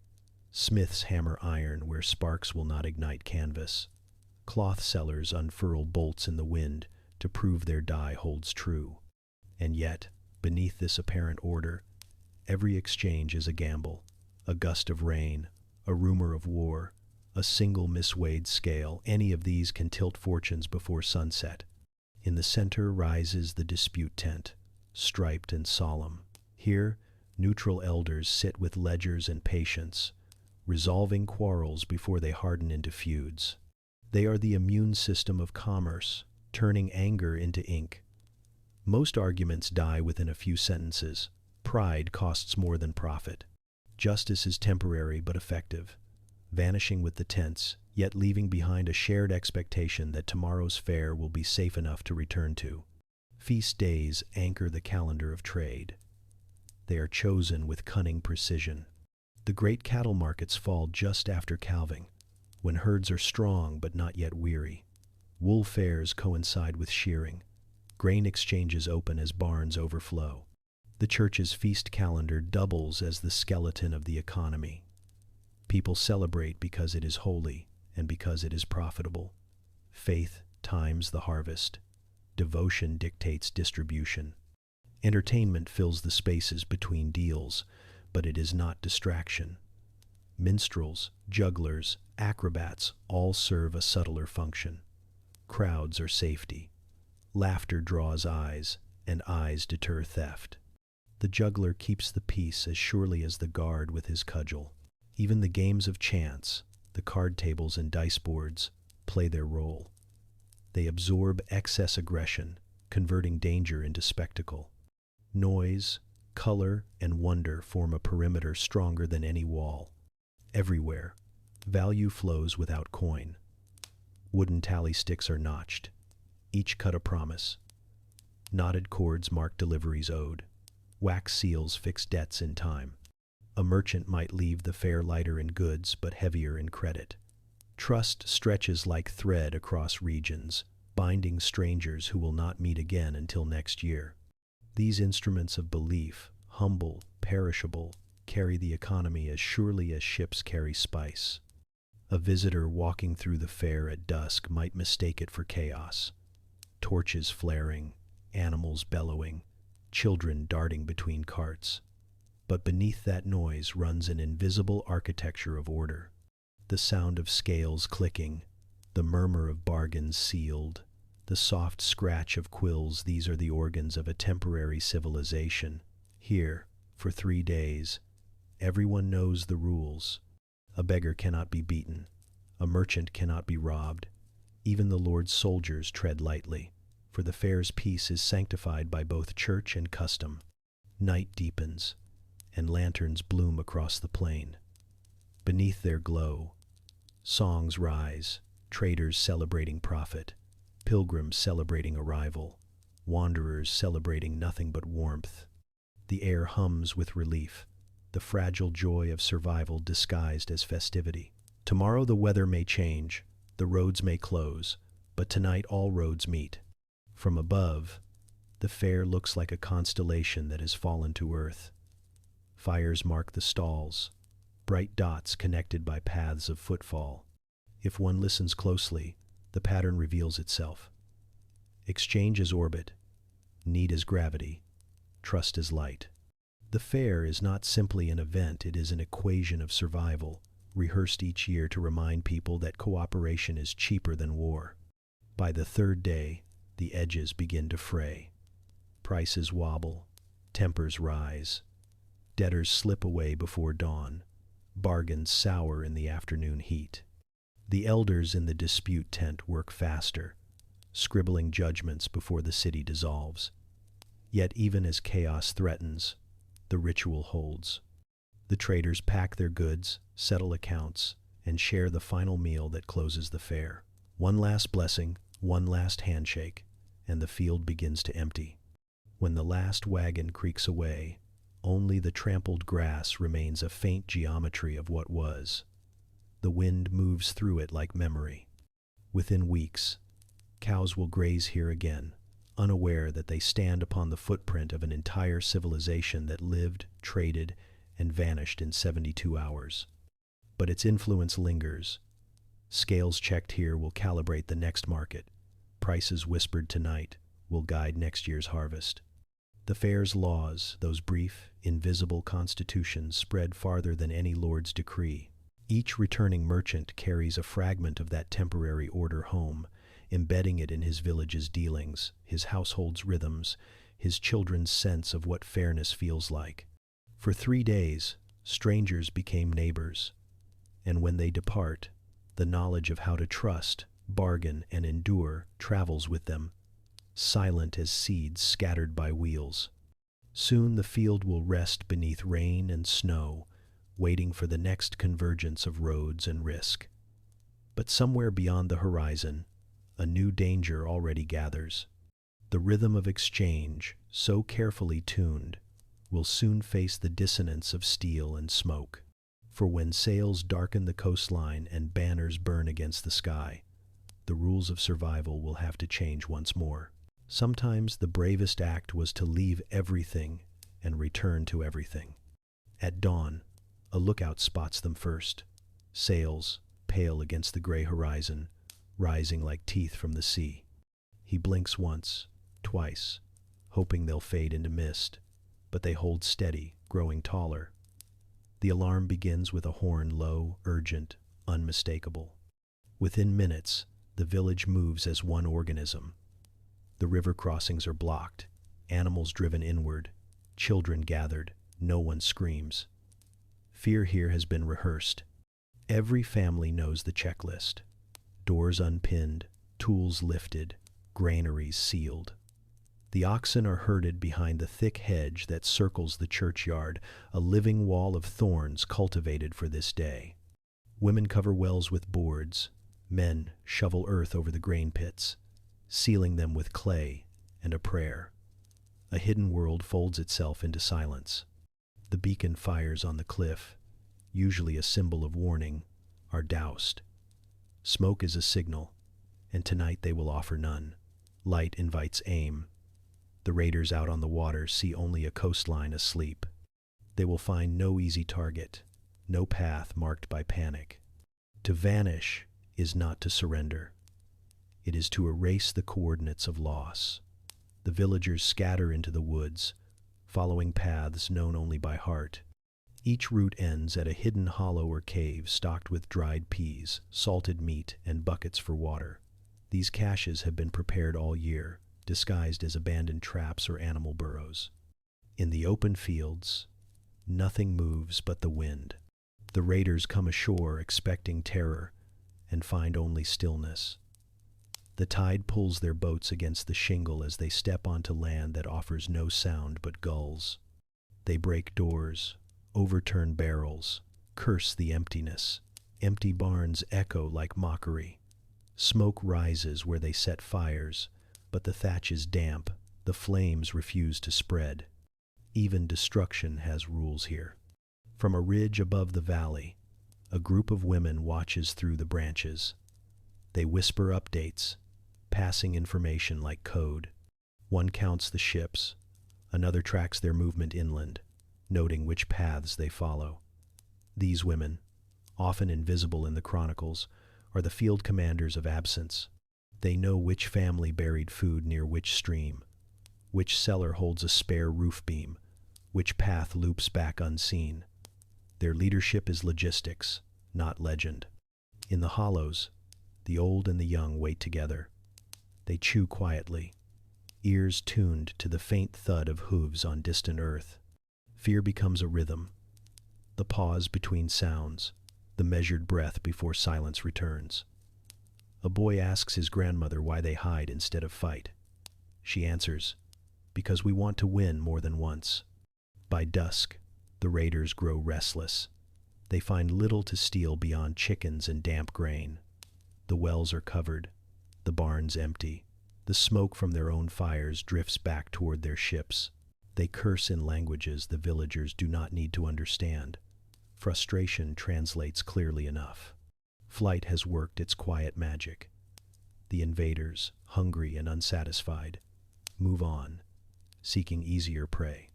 When they finally push their boats back into the surf, the tide drags them outward faster than they came. The waves close behind them, leaving only churned sand and a few footprints that the next rain will erase. The villagers wait. Night passes with no horns, no flames. Only when dawn returns, 2 dawns after the sails first appeared, does the signal come. 3 short horn blasts from the hill. Return. From the woods they emerge, cautious as deer after storm. Paths rejoin. Whispers rise into talk. The first task is always water checking that wells still run clean. Then the fields, to see what survived the trampling. Then the barns, unsealed from their hiding. Clay lids crack open, releasing the scent of preserved grain. Beneath the fear lies order, and beneath the order lies survival. The raiders have left almost nothing broken, because there was nothing to break. The loss was illusion. Tools are recovered, walls repaired, animals coaxed from hiding. The rhythm of life restarts as if rewound. Children laugh again at the absurdity of the emptied village. The women take count, cross names in the ledger of memory, nod when all are found. No one sings of this victory. There are no banners, no graves, no spoils. But it is victory all the same, a triumph of absence, of patience, of silence. The lesson travels wordlessly. that running is not weakness, that to disappear at the right moment is its own form of strength. The stories written later will praise swords and shields, but the truer defense was invisible, the art of staying alive without being seen. By the third morning, smoke rises again, this time from cooking fires. The bells of the church ring softly, a signal that the world resumes. A child asks if the raiders will return. The elders shrug. Maybe. The sea is a coin that never stops flipping. What matters is that they know how to vanish again, faster, cleaner, quieter. Practice has turned fear into ritual. If one looks down from the cliffs that afternoon, the village appears unchanged. Thatched roofs, grazing cattle, the faint glint of water from the well. But beneath the soil lie the pits of stored grain, the hidden passages between hedges, the map of defense drawn not in stone but in memory. The real fortress is distributed, its walls made of habit, its gates invisible. Sometimes survival means unlearning glory. To fight would have meant fire, famine, and widows. To flee meant the next harvest. The villagers know which choice feeds children. Heroism is rarely efficient. Wisdom often looks like fear. When the sun sets over the quiet sea, a single boat drifts on the horizon, too far to tell if it belongs to friend or foe. The lookout watches, unmoving, until it fades into dusk. He knows now that defense is not about walls or weapons, but timing. They won not by standing firm, but by knowing when to vanish. And soon enough, when flight would no longer be enough, the people would learn to build differently, to shape their courage into stone and iron.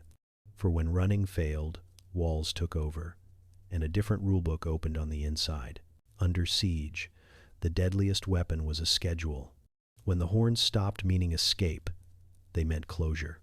The gates locked, chains drawn, bridges burned behind. The enemy had come too fast this time. The villagers crowded within the walls, hearts pounding not from battle but from counting. How much grain? How many mouths? How long until the stores turned to dust? The first lesson of a siege is arithmetic. The commander, a woman whose hands once weighed bread loaves, now weighed hours. She gathered the elders and mapped rations with the precision of prayer. So many ounces of barley per day, so much salt to spare for meat, so many candles to burn each night before darkness took the rest.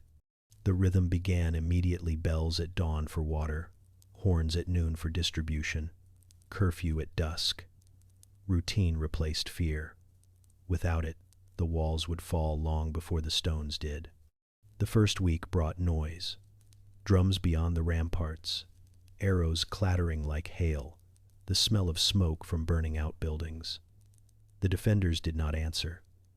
Noise wastes strength. The watchmen rotated in silence, eating from wooden bowls, eyes fixed on the horizon. The city had learned from storms: hold and let fury spend itself. Food changed shape. Horses became meat, grain became paste, herbs became morale.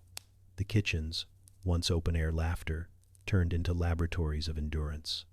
Flour stretched with ground acorns. Stews thickened with wild greens from rooftop gardens. Every crumb was counted, every flavor a strategy. The salt stores were rationed not by appetite but by physiology: enough to sustain, never enough to thirst. Salt triage became policy. Those who sweated most received the least. Those in fever received none. It was cruel arithmetic, but it worked. At night, sorties slipped beyond the gates. Small groups moved under moonlight to cut enemy ropes, scatter caltrops, burn supply carts. Their aim was not victory but disruption, slowing the siege's heartbeat until impatience set in. Those who left sometimes didn't return, but their absence bought days. In siege math, a life could equal a week. Inside, music began.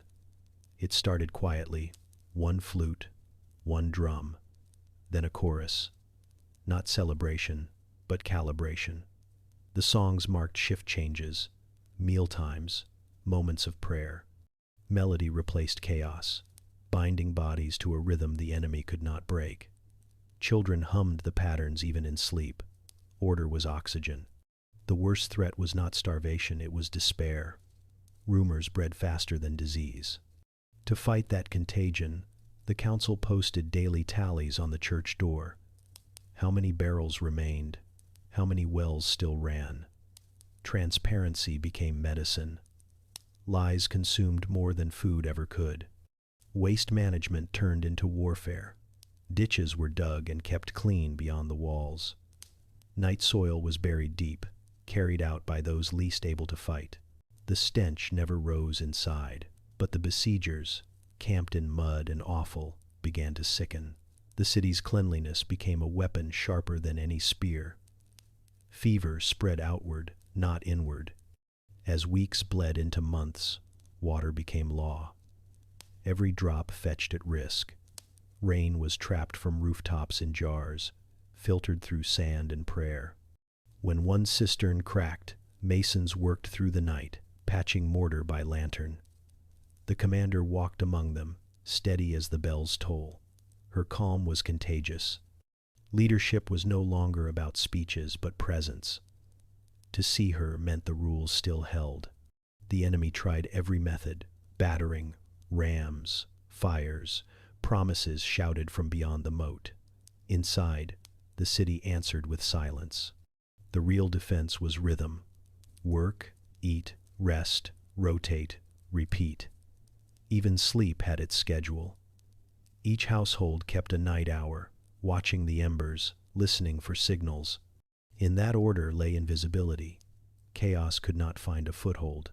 The kitchens thinned their soups until flavor itself became memory. Bread was stretched with sawdust and ground beans. Yet no one starved completely. Those who faltered were fed by neighbors, quietly, without note. The ledger of kindness balanced the ledger of rations. It was not charity, it was system maintenance. Some nights, the wind carried music from the enemy camp mockery, songs of victory they had not yet won. Inside the walls, a counter-melody rose, softer, steadier, hope disguised as harmony. They sang not to defy, but to remind themselves that time still had structure. Days could shrink, but not collapse. By the third month, bones showed through skin, but the rules held. Even the children knew the timetable: wake, work, wait. Hunger became an hour on the clock. The enemy's strength began to falter. Their supply lines stretched thin.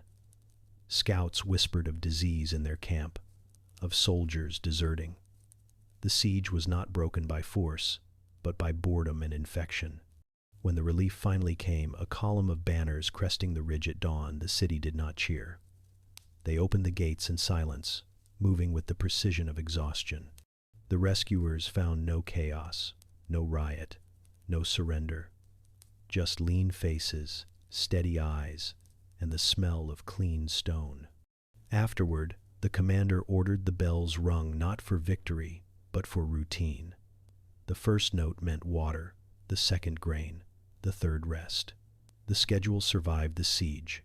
It had saved them. In the months that followed, the survivors rebuilt without haste. The walls, scarred with fire, were patched stone by stone. Gardens regrew, wells refilled, children laughed again, though quieter now. When asked how they endured, the elders said, "We obeyed the clock." A siege teaches strange virtues: patience over pride, silence over shouting, consistency over courage.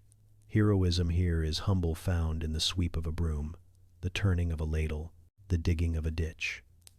The grandest victories often wear the smallest faces. And when travelers later asked how such order was kept in the jaws of death, the old commander only smiled. "We followed the same rules as the stars," she said. "They burn slow, they keep time, and they do not panic." As winter lifted, the fields beyond the wall turned green again, but no one forgot the rhythm that saved them. It became the blueprint for other towns, the whispered manual of endurance. People learned that structure could outlast fear, that survival is not a miracle but a method. Not every crisis wears armor. Some come as hunger, as fever, as silence in the streets. The next battle would not be fought with blades or bricks, but within the boundaries of the body itself and in the rules that govern its unseen defenses. When food vanished, knowledge took its place, and maps redrew themselves across the mind. Famine begins not with empty bowls, but with counting. The grainkeeper lays out his ledger in silence, tracing the slow decline of numbers. Each sack weighed, each handful measured. A community's future becomes arithmetic, written in dust. There is no drama here, only division, literally, painfully. The porridge thins first. What was once a ladle per person becomes a ladle per household. Water stretches the meal. Heat disguises its weakness. The first rule of famine is illusion, to make less look like enough. Next comes rotation. Every seventh day becomes a fast day disguised as piety. The villagers kneel, whispering prayers for deliverance, not realizing or perhaps quietly knowing that devotion doubles as rationing. Those too frail to fast are fed first. Those with reserves in their cheeks give up their portions. The system is quiet, almost mathematical.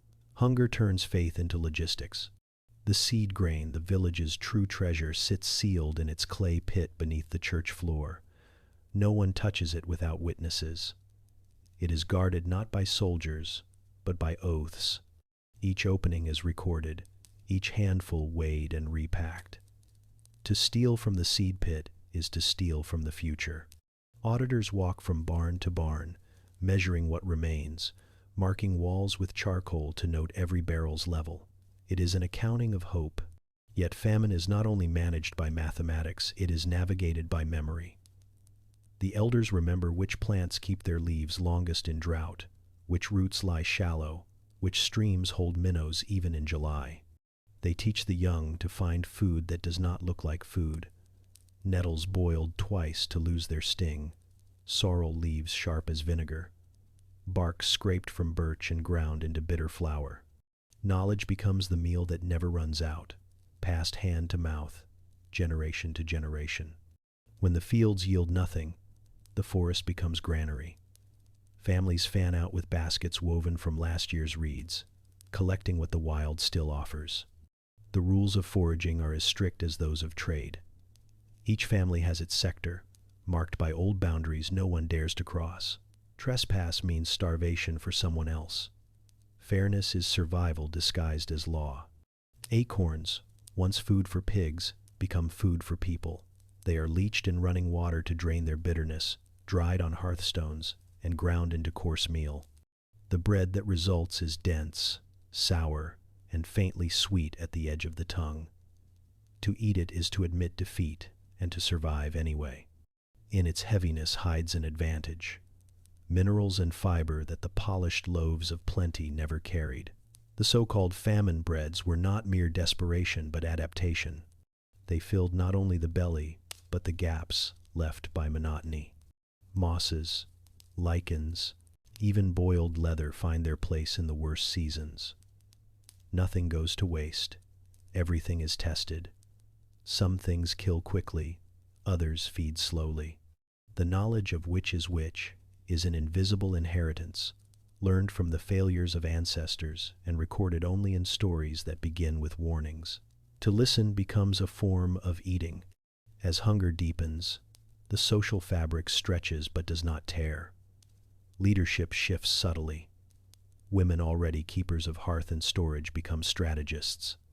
They decide which pot simmers, which child eats second, which neighbor receives a bowl carried across frozen fields. It is not sentiment but logistics, quiet command mistaken for compassion. They run the system while the men dig for roots or trap birds in snow. Authority, in hunger, belongs to those who can make food multiply. When supplies drop below a certain threshold, migration begins, but not as panic. Movement is pre-negotiated, rehearsed like any other ritual. Families split along planned lines. One branch follows the river toward kin in another valley. Another stays behind to guard the land. Letters carved on wood mark destinations. The exodus is a kind of resource distribution spreading risk like seed across fields. Those who leave are not refugees but emissaries of endurance. The roads that once carried trade now carry caution. Travelers move in silence, carrying small bags of dried nettle bread and salt wrapped in cloth. Villages greet them not with suspicion but with arithmetic, another mouth, another pair of hands. Some stay, some move on.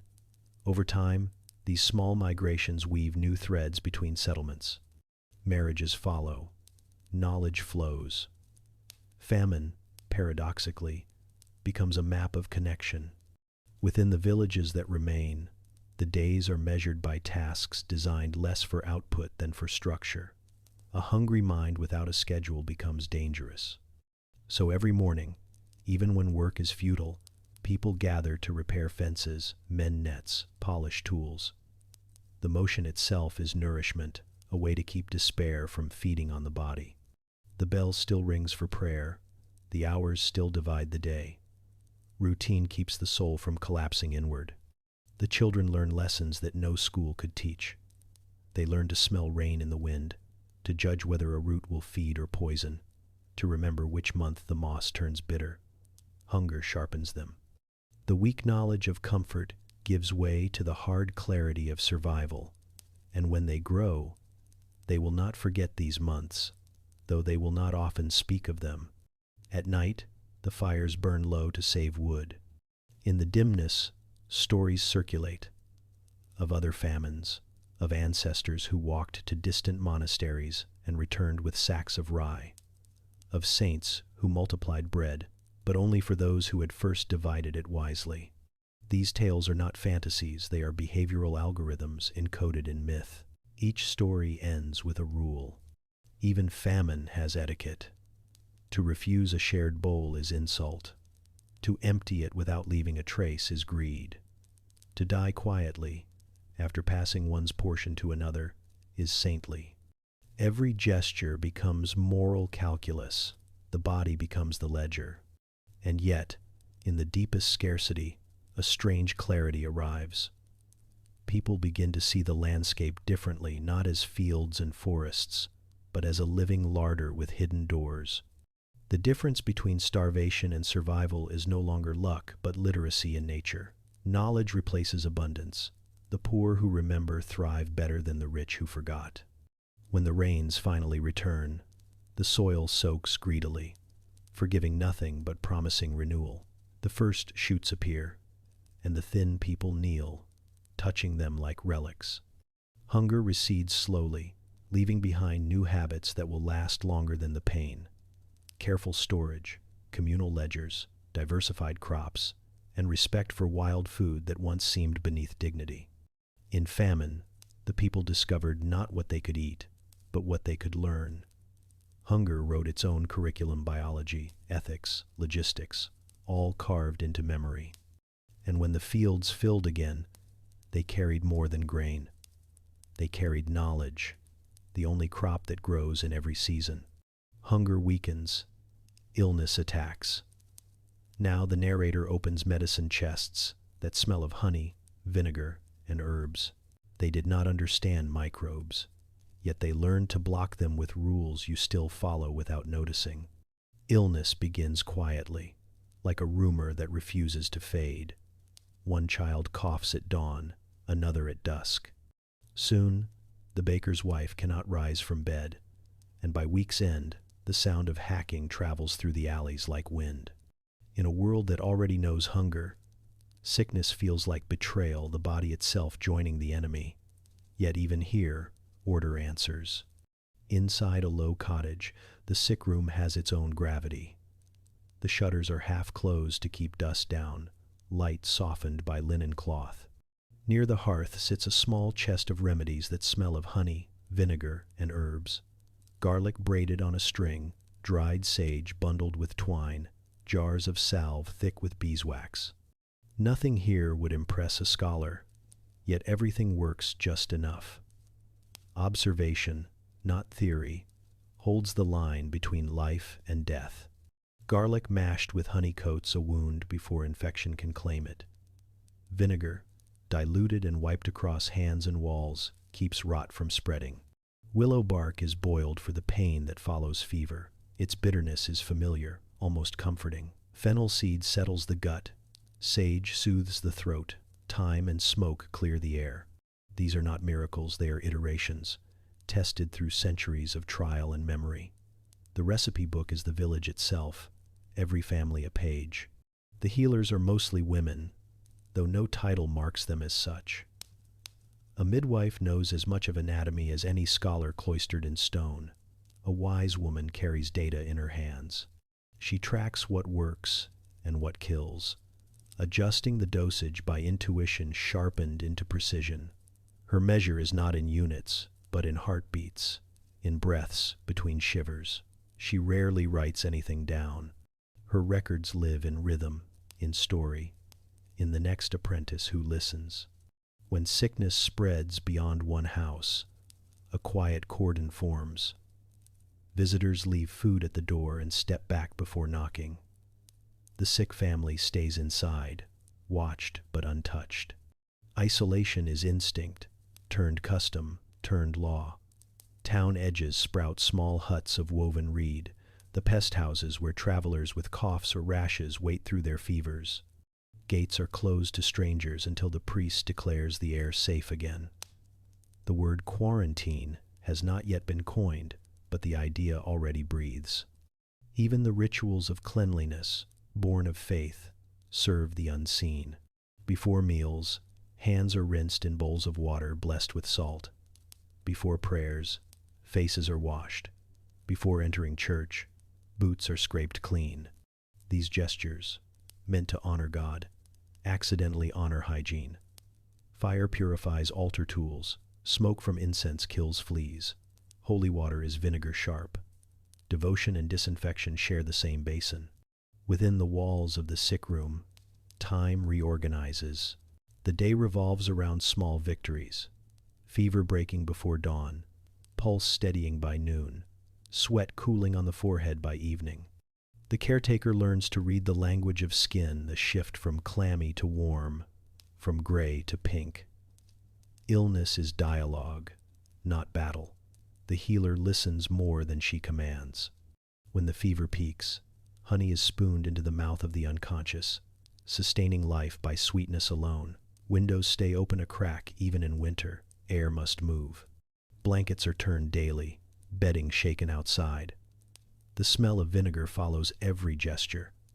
The sick room hums with the logic of repetition, each act small but cumulative. It is the same rhythm that saved villages from siege and hunger, structure replacing fear. Not every patient recovers. Death here is tidy, deliberate. The body is washed in water scented with rosemary, hands folded, eyes closed with gentle pressure. The same herbs that guarded life now preserve dignity. The living learn from the dead what plants failed, which prayers calmed, which sequence of symptoms foretold the end. Knowledge grows by loss. Outside, the healthy maintain distance, but not abandonment. Bread and broth are left on thresholds. Messages pass by gesture rather than speech. 2 knocks for water, 3 for help.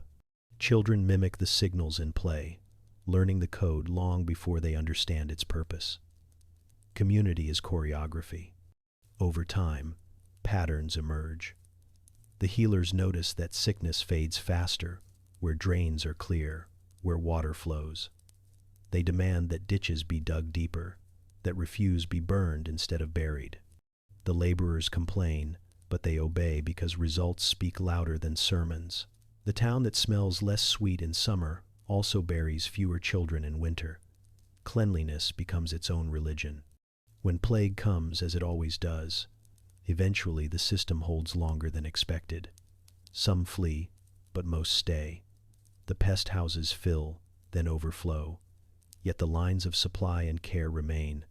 Those who tend the sick work in shifts, burning their clothes afterward, washing in vinegar, praying between tasks. They do not know what invisible enemy they fight, but they know its habits, and that is enough. The monastery nearby keeps records. Monks chart the spread of illness by date and direction, noting which remedies ease the coughing and which fail. Their ink smells of vinegar too. The data is crude but consistent. Patterns of prevention hiding inside faith. When the wave finally passes, the survivors gather and read those notes aloud, understanding that salvation lies not only in heaven but in habit. In every household that endures, medicine becomes memory. Mothers teach daughters to dry yarrow on strings, to crush garlic before sunrise, to keep vinegar near the door. Fathers teach sons to bury waste far from wells, to boil water when it smells wrong. The next generation inherits immunity not from blood, but from behavior. Years later, when scholars begin to speak of miasma, and later still of germs, the villagers listen politely, nodding at what they have long practiced. They have lived the theory already. The words are new, the wisdom old. The sick room empties, the windows open wider. People step into sunlight that feels both familiar and foreign, as if the world has been scrubbed clean. The healer burns the last of her herbs in the hearth, a final offering to smoke and air. The smell drifts through the street, sharp, sweet, medicinal, and the town breathes again. Knowledge survived illness because it didn't live only on paper. It lived in mouths, songs, and hands. The village library had no shelves, and yet nothing was easier to find. Knowledge moved through voices, not pages. It drifted across fields with the same ease as wind, woven into songs, proverbs, and habits of hand. Before schools, before ink-bound thought to paper, the mind itself was the archive. To learn was to listen, to repeat, to remember until the words became reflex.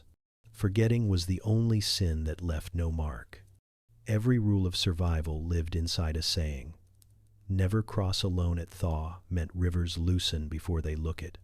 Red sky at morning carried centuries of weather logs. A rhyme about cats washing behind their ears forecast rain. The phrases slid easily across generations because they rhymed, because they comforted, because they fit into rhythm. Safety disguised as poetry, information engineered for endurance. The stories carried warning in costume. A monster lurking in the bog meant the ground there could swallow you whole. A ghost haunting the mill stream kept children away from its turning gears.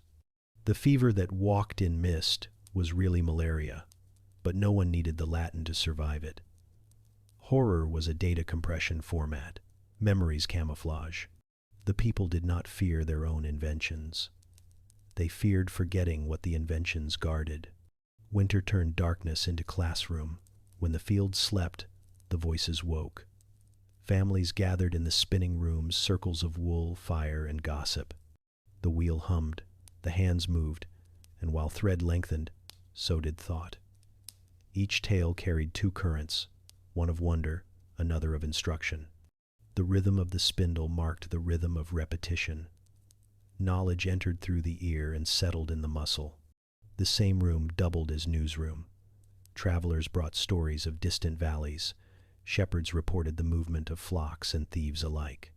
By the end of an evening, the village knew more than any messenger could carry. News was braided like the threads in their laps, fact wrapped in fable, fable trimmed by fact. When morning came, the listeners dispersed with updates stitched invisibly into speech. Apprenticeships formalized this oral circuitry. The blacksmith's son learned not from lecture but from echo, hammer after hammer, swing after swing, each correction spoken only once. Secrets passed in fragments, ratios for alloys, timings for quenching, always accompanied by an oath. To speak a craft secret outside the forge was treason against livelihood. Yet the rules ensured continuity. Every trade became a language with dialects known only to those who shaped it. In the kitchen, learning followed scent instead of sound. Recipes were rhythms, not measurements. Count heartbeats after the boil. Stir till the spoon stands. These were mnemonics, calibrations for those who had no scales but perfect attention. Knowledge lived in wrists, in tongues, in the small scar where a burn once taught the difference between haste and timing. Children absorbed law while half asleep. Lullabies mapped the year: spring lambing, summer harvest, autumn storms, winter fasting. The songs that soothed them also trained their internal calendars, teaching when to plant, when to store, when to stay inside. By the time they could walk, they carried a mental clock wound by melody. At festivals, repetition became ceremony. Chants recited genealogy, not for vanity but verification: who owed whom, who could marry whom, whose boundary ended where the next began. To forget a name was to risk a feud. So the reciters spoke like living archives, their accuracy enforced by the crowd's memory. One error, and the murmurs corrected it instantly. Collective recall was proofreading by participation. Fires sometimes erased, the written monasteries burned, charters vanished, but oral law never died with the buildings. It migrated between people like pollen, always landing somewhere new. A tale repeated in the next valley, adapted slightly to its soil, localizing wisdom without losing essence. This flexibility was resilience. Ideas that could change shape survived.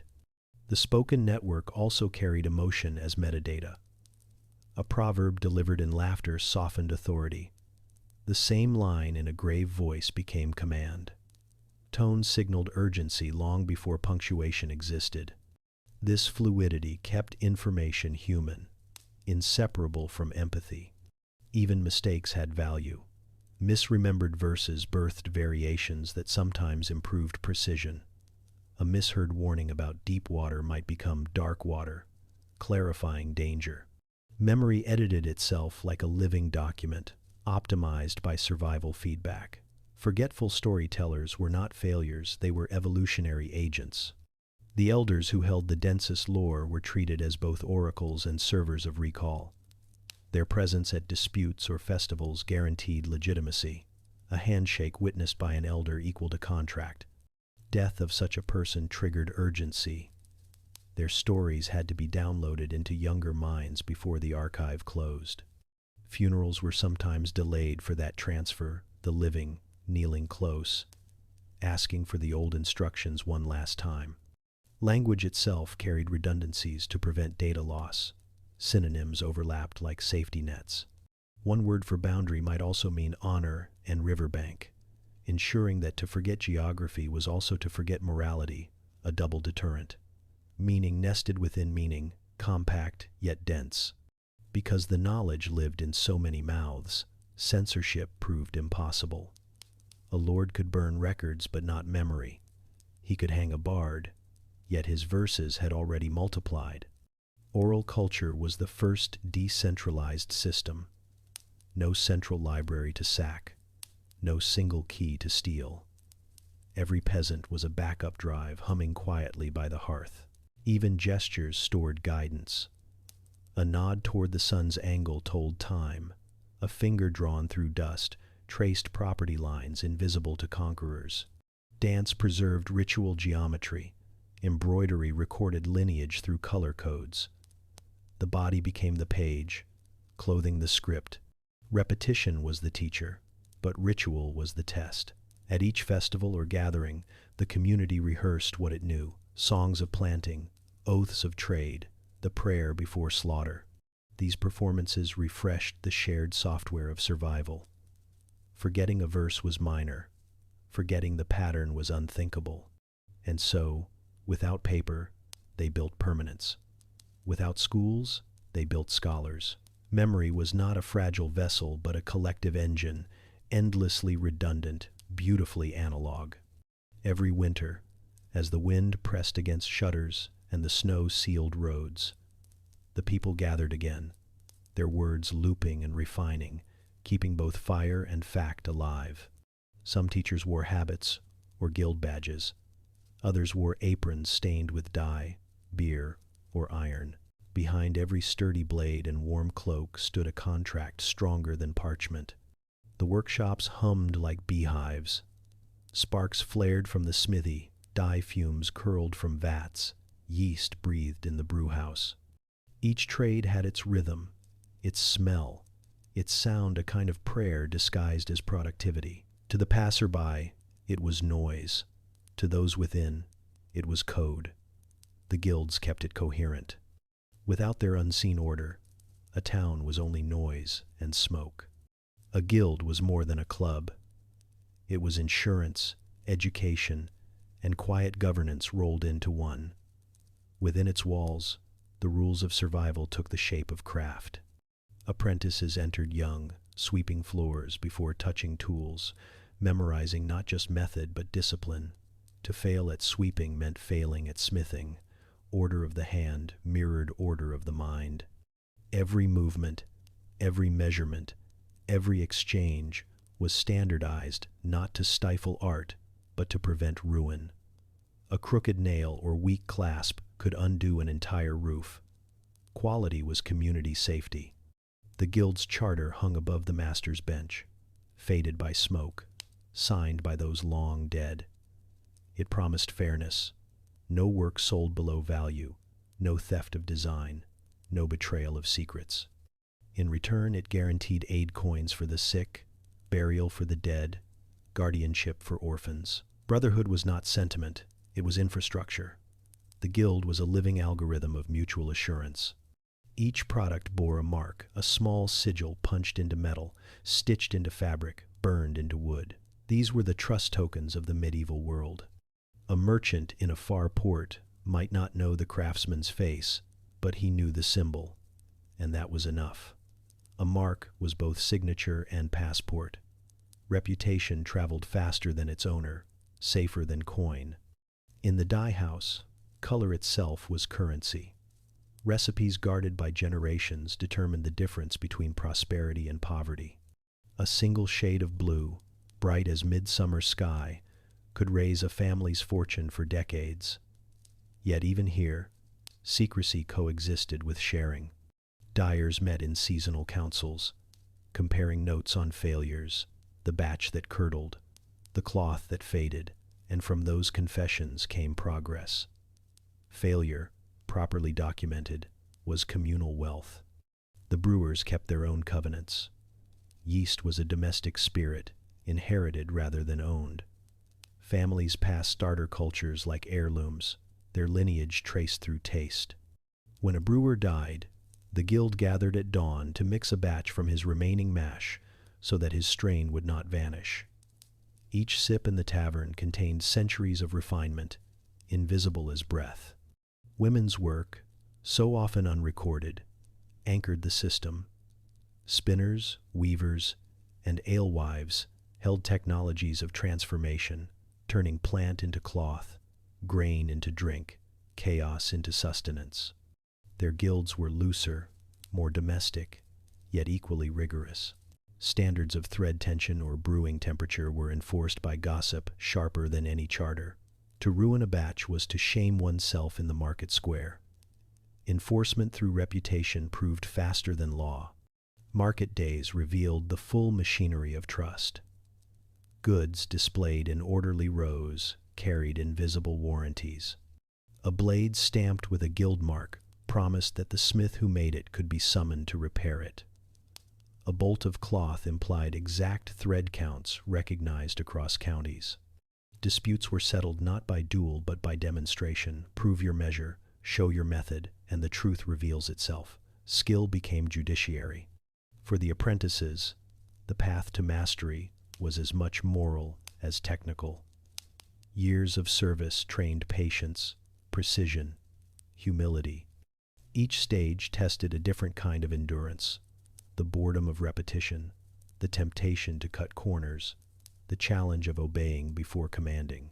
Only after producing a masterpiece, an object judged flawless by elders, could one open a shop. The system filtered ambition through craft, turning talent into reliability. These circles of competence became quiet engines of peace. Towns with strong guilds weathered famine and invasion better than those without. Shared standards meant fewer failures, fewer fires, fewer quarrels over quality. The guild hall doubled as courthouse, hospital, and granary. Craft was social glue disguised as labor.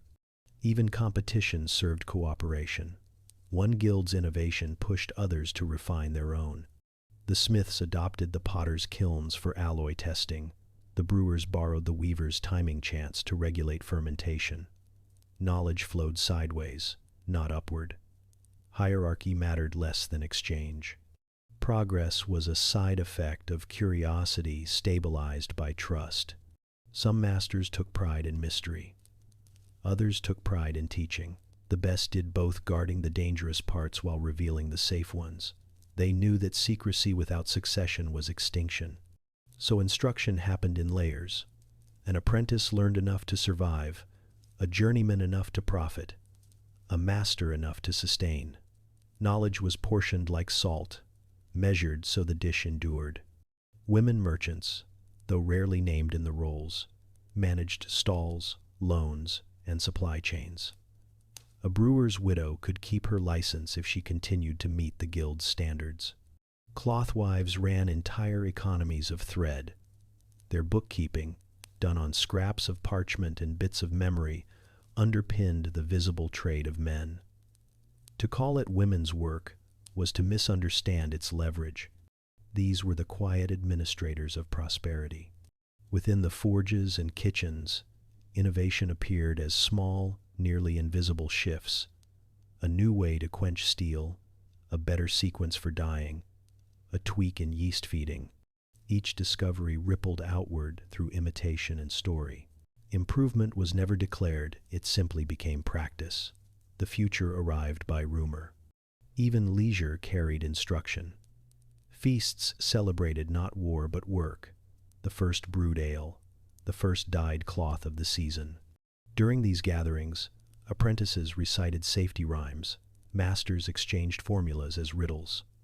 To outsiders it looked like festivity, to insiders it was continuing education. Joy preserved detail better than fear ever could. When fire struck, or plague scattered the town, the guilds rebuilt first. Their ledgers, stored in duplicate, mapped every debt and promise. Their marks reappeared on fresh beams, new doors, forged hinges. Order regenerated through pattern. They had encoded continuity into craft itself. In a world where parchment rotted and rulers changed, the guild mark endured a small circle of iron or wax that meant stability. Trust had shape, touch, and lineage. To hold a well-made tool was to hold the ghost of 1,000 hands, each sworn to the same invisible agreement: do it right, or do not do it at all. We've gathered every rule in scattered lights. Now we place them on one table, decode the system, and turn to our century. The past doesn't hand us nostalgia, it hands us a manual, annotated in smoke and breadcrumbs. What looks like superstition was usually system. The old world survival rules were never commandments carved in stone. They were agreements renewed each morning. Each carried the weight of repetition, tested against hunger, frost, and war. Taken together, they formed a rulebook not for dominance, but for endurance. And its first line was simple: obey the seasons. The seasons were not background, they were governance. To ignore them was treason against time itself. Spring meant movement, summer meant storage, autumn meant settlement, winter meant reflection. Every plan aligned to that pulse. In our age of artificial daylight, the instinct remains. Work with rhythm, not against it. Businesses, households, even hearts thrive when rest is not seen as retreat but as part of the cycle. Second, diversify everything. The villagers who survived famine never relied on one crop, one herd, one skill. They knew that dependence courts disaster. Variety wasn't indulgence, it was insurance. In a fragile system, redundancy is resilience. 2 sources of water, 3 ways to heat, multiple incomes, layered loyalties. The margin that modern life calls inefficiency is the reason older lives continued at all. Third, share risk through the commons. A pasture maintained by all fed more people than any hoarded plot. The logic was simple when no one owned it entirely. Everyone defended it collectively. Shared resources became shared identity. Today the commons might be a co-op, a data network, a local grid, or simply a group text that keeps neighbors aligned. The structure doesn't matter. The commitment does. Fourth, settle harm with restitution, not revenge. In the village courts, a debt of blood turned into a debt of grain, or labor, or coin. Justice aimed to stitch the social fabric, not shred it further. Modern equivalents, repairing rather than punishing, honor the same impulse. The goal is continuity. A feud consumes the field that feeds both sides. Fifth, treat hospitality as intelligence. To open one's door was to gather news, gauge conditions, refresh alliances. The guest brought not only stories but perspective. Even now, every connection outside your usual circle widens your perimeter of awareness. In fragile times, information travels best through generosity. Sixth, let ritual schedule work. The liturgical calendar, with its feasts and fasts, wasn't moral bookkeeping. It was logistics. It balanced effort and rest, consumption and conservation. Ritual automated the routine, freeing attention for emergencies. When tasks repeat predictably, panic loses ground. We call them habits now, but the effect is the same. Stability disguised as devotion. Seventh, move goods slowly but safely. Medieval traders prized consistency over speed. A late delivery arrived alive. A rushed one sank. The path to endurance winds through patience. In our logistics-obsessed century, slowing down looks like rebellion but behaves like wisdom. Systems that can pause survive shocks that cannot. Eighth, drill for violence not through bravery but through dispersal. Villages rehearsed evacuation as calmly as harvest. When horns blew, people vanished by design. The goal was not glory, but continuity. Modern equivalents, fire drills, emergency routes, backup data still follow the same logic. To flee is not to fail. It is to make survival replicable. Ninth, ration with transparency. The ledgers of famine were public, and because they were public, they were trusted. People obeyed when they saw the math. In modern crises, the principle holds. Visible fairness prevents collapse. When everyone knows the measure, envy weakens and cooperation multiplies. Numbers, shared honestly, are forms of hope. 10th, treat hygiene as both faith and engineering. Clean water and clear conscience were one belief. Washing before prayer was as sacred as it was sanitary. The old mixture of piety and practicality built a buffer against invisible enemies. Today, discipline of space and body is not superstition. It's physics with manners. 11th, embed knowledge in story and craft. Writing can burn, but memory that sings survives. The village encoded safety in rhyme, technique in repetition, ethics in art. Every song was a checklist disguised as beauty. When the grid goes dark, instruction wrapped in rhythm endures. 12th, mark quality so trust can travel. The craftsman's seal, the guild's mark, the word of a midwife, these were early encryption keys. Each proved reliability at a distance. Our modern equivalents are credentials, digital signatures, verifications. But the underlying rule is unchanged. Reputation is infrastructure. Together, these 12 stones form the old path. None are mystical, all are modular. They fit into any century. The secret isn't that medieval people were simpler, it's that their systems were designed for turbulence. They expected failure and built for recovery, not perfection. Our modern fragility comes from mistaking optimization for strength. We trim margins, remove redundancy, automate judgment.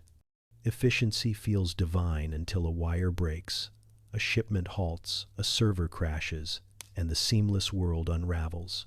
The Middle Ages would call that hubris. They built in slack, extra grain in the barn, extra witness at the deal, extra story to carry truth across generations. Redundancy wasn't waste, it was armor. Imagine translating those margins into today's life. A household keeps one extra week of supplies, not as paranoia but courtesy. A team duplicates critical files in 2 places, not for compliance but for calm.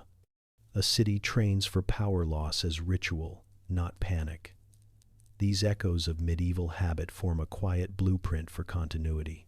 The old rulebook is not quaint, it is modular. Each piece functions alone, but strengthens the rest. Obey rhythm, and storage lasts longer. Share resources, and hygiene stays possible. Mark quality, and trust accelerates. 1,000 interlocks, invisible but firm. If this sounds liturgical, that's because the people who wrote it lived by chant. They understood that cadence is memory's anchor. Repetition doesn't dull, meaning it preserves it. Their survival code was poetry as software, compressing complex behavior into phrases anyone could recall half asleep. Keep water clean, keep grain dry, keep promises. Simple, singable, permanent. When you strip away the faith and flags, what remains is design. The old systems were decentralized, redundant, and human-scaled. They accepted error as constant and recovery as duty. We call it resilience now, but they would have called it good housekeeping. In every village, someone tended the rules the way one tends, a fire turning the embers, feeding air, ensuring glow. Today, that role belongs to anyone who decides to remember. A family spreadsheet, a community garden, a spare battery charged before the storm, each is a translation of old intelligence into modern form. What we inherit from them is not nostalgia but calibration. Their rhythm can be ours again, slower but steadier, humble but confident. The pattern fits any crisis.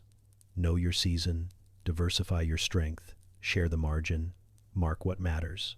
The difference between collapse and continuity is rarely courage. It is choreography.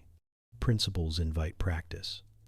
The final section walks through a modern application step by step, rule by rule. When the lights go out, the oldest rules switch on. It begins with a hum that fades into silence. The refrigerators stop their whisper, the pipes sigh, and every screen blinks once, then never again. At first there is novelty candles lit, jokes exchanged, but within an hour the modern rhythm falters. The air grows colder. Someone mentions the outage might last not hours, but weeks. In that pause between disbelief and planning, history reaches forward. Rule 1. Obey the season. It is winter, and daylight is currency. People mark the window hours like medieval farmers once watched the sun's arc. Morning is for movement, afternoon for repair, evening for stillness. The town's pace slows to match the planet again. Rule 2. Diversify fuel and food. The first meeting happens in the community hall by lantern light. Households list what they have: wood, propane, batteries, jars, rice, lentils. The goal is not to hoard but to map. Redundancy emerges from cooperation. Those with stoves share cooking duty. Those with cool basements become freezers. Variety becomes security, not competition. Rule 3. Share risk through commons. The group designates neighborhood larders, one per block, where perishables are pooled. Another team builds a fuel commons, logging every usable log, candle, and canister. The act of inventory replaces anxiety with agency. Ownership blurs, stewardship hardens. The commons lives again, reborn as spreadsheets copied by hand. Rule 4. Settle harm with restitution. When tempers rise, someone taking extra wood, someone failing a shift, the response is immediate but calm. The wronged party receives replacement, apology, and a task done in return. No punishments, no endless debate. The rule of repair keeps morale from cracking. Justice measured in usefulness, not vengeance. Rule 5. Hospitality as intelligence. Houses with warmth invite those without. In return, guests bring updates. Which streets still have water pressure, which pharmacies open briefly.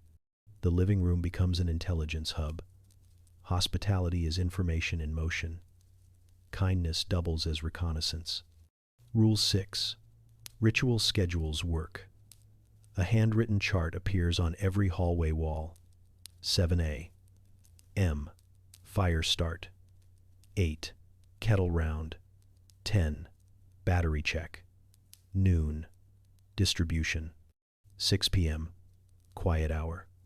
It reads like a liturgy. Each time slot both promise and comfort. The repetition soothes panic. Children memorize the schedule like song. Adults follow it because rhythm is easier than debate. Rule 7. Move goods slowly but safely. Runners carry supplies between neighborhoods by foot and sled. Speed risks injury, and injury costs more than delay. Each delivery is logged, sealed, witnessed. Movement itself becomes ceremonial, deliberate, visible, trusted. The slow path proves the sure path. Rule 8. Drill for violence through dispersal. The town revisits its evacuation plan, not in fear but rehearsal. Families know where to regroup if a fire breaks out or if the cold drives them from one zone. Volunteers mark hidden footpaths between buildings, cleared of snow, invisible from afar. Flight is preparedness, not panic. Rule 9. Ration with transparency. In the community hall hangs a chalkboard listing remaining supplies. Flour 60 pounds, kerosene 30 liters, aspirin 50 tablets. Everyone sees the math. When reductions come, they are accepted without revolt. Visibility breeds trust. Numbers are the new prayers. Rule 10. Hygiene is faith in engineering. Buckets of vinegar water stand by every entrance. Rags soak overnight. Hands are washed before meals, surfaces wiped, waste buried far from wells. These rituals feel almost sacred. The town smells faintly of cider and smoke, but illness never blooms. Cleanliness, once routine, becomes devotion. Rule 11. Embed knowledge in story and craft. Each evening, after chores, the families gather by lantern to trade songs and instructions. A mechanic teaches stove repair through rhyme. A grandmother tells the tale of the 3 nettles, ending with a recipe for soup. Children laugh, but they remember. The oral classroom reignites. Rule 12. Mark quality so trust can travel. The group stamps each repaired tool with chalk initials.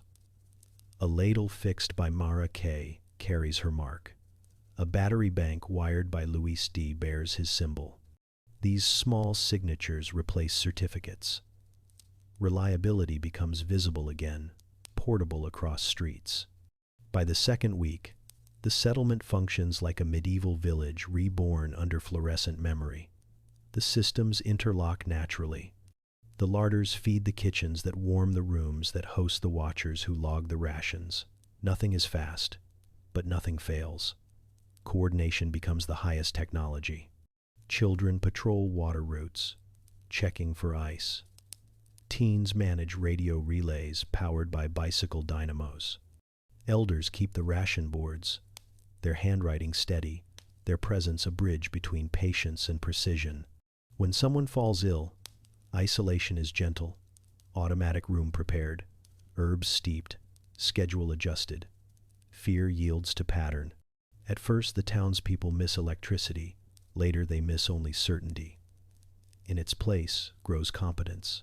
Tasks once dismissed as quaint, mending, measuring, singing, become systems of continuity. The past, it turns out, was never primitive. It was practiced. On the 20th night, the temperature drops below freezing. Power still absent. The hall glows with candlelight reflected on tin. A toast rises in enamel cups. To margins, someone says. They laugh, understanding that surplus, the extra blanket, the extra loaf, the extra patience has kept them alive. The first twist is now visible. The most advanced technology is coordination. No device has replaced the signal of a neighbor's knock or the discipline of shared timing. The network is human. The protocol is trust. The second twist follows quietly. Abundance appears when margins are shared, not hoarded. The more people contribute to the commons, the more the commons multiplies. Scarcity shrinks in the presence of transparency. What once looked like austerity feels, strangely, like plenty. By the third week, faint noise hums from a distant substation, the grid stirring. The lights stutter back, hesitant as dawn. Cheers echo, then fade. Candles are not blown out immediately. They finish their burn. The townspeople move slowly, as if unwilling to wake from a lucid dream. When full power returns, they keep the schedule for another day, just to see if it still feels right. It does. The rhythm, the courtesy, the collective calm, they decide to keep those even when brightness is cheap again. The outage ends, but the rehearsal remains. Later, a visitor might notice odd habits. A note of supply totals on a kitchen wall, a shared shelf of canned goods labeled commons, a quiet evening hour when phones go dark and neighbors talk instead. None of this is policy. It is memory, installed like firmware. The townspeople have not become medieval. They have become modern in the old way, resilient, redundant, respectful of rhythm. The blackout taught them what every monastery and market once knew, that civilization survives on choreography, not conquest. And so the last ember of candlelight becomes a symbol, passed from hand to hand before being snuffed. Outside, stars return to their places. Continuity, not triumph, glows in the silence. The screen darkens on that ember, carried through the night, a reminder that survival is continuity more than conquest.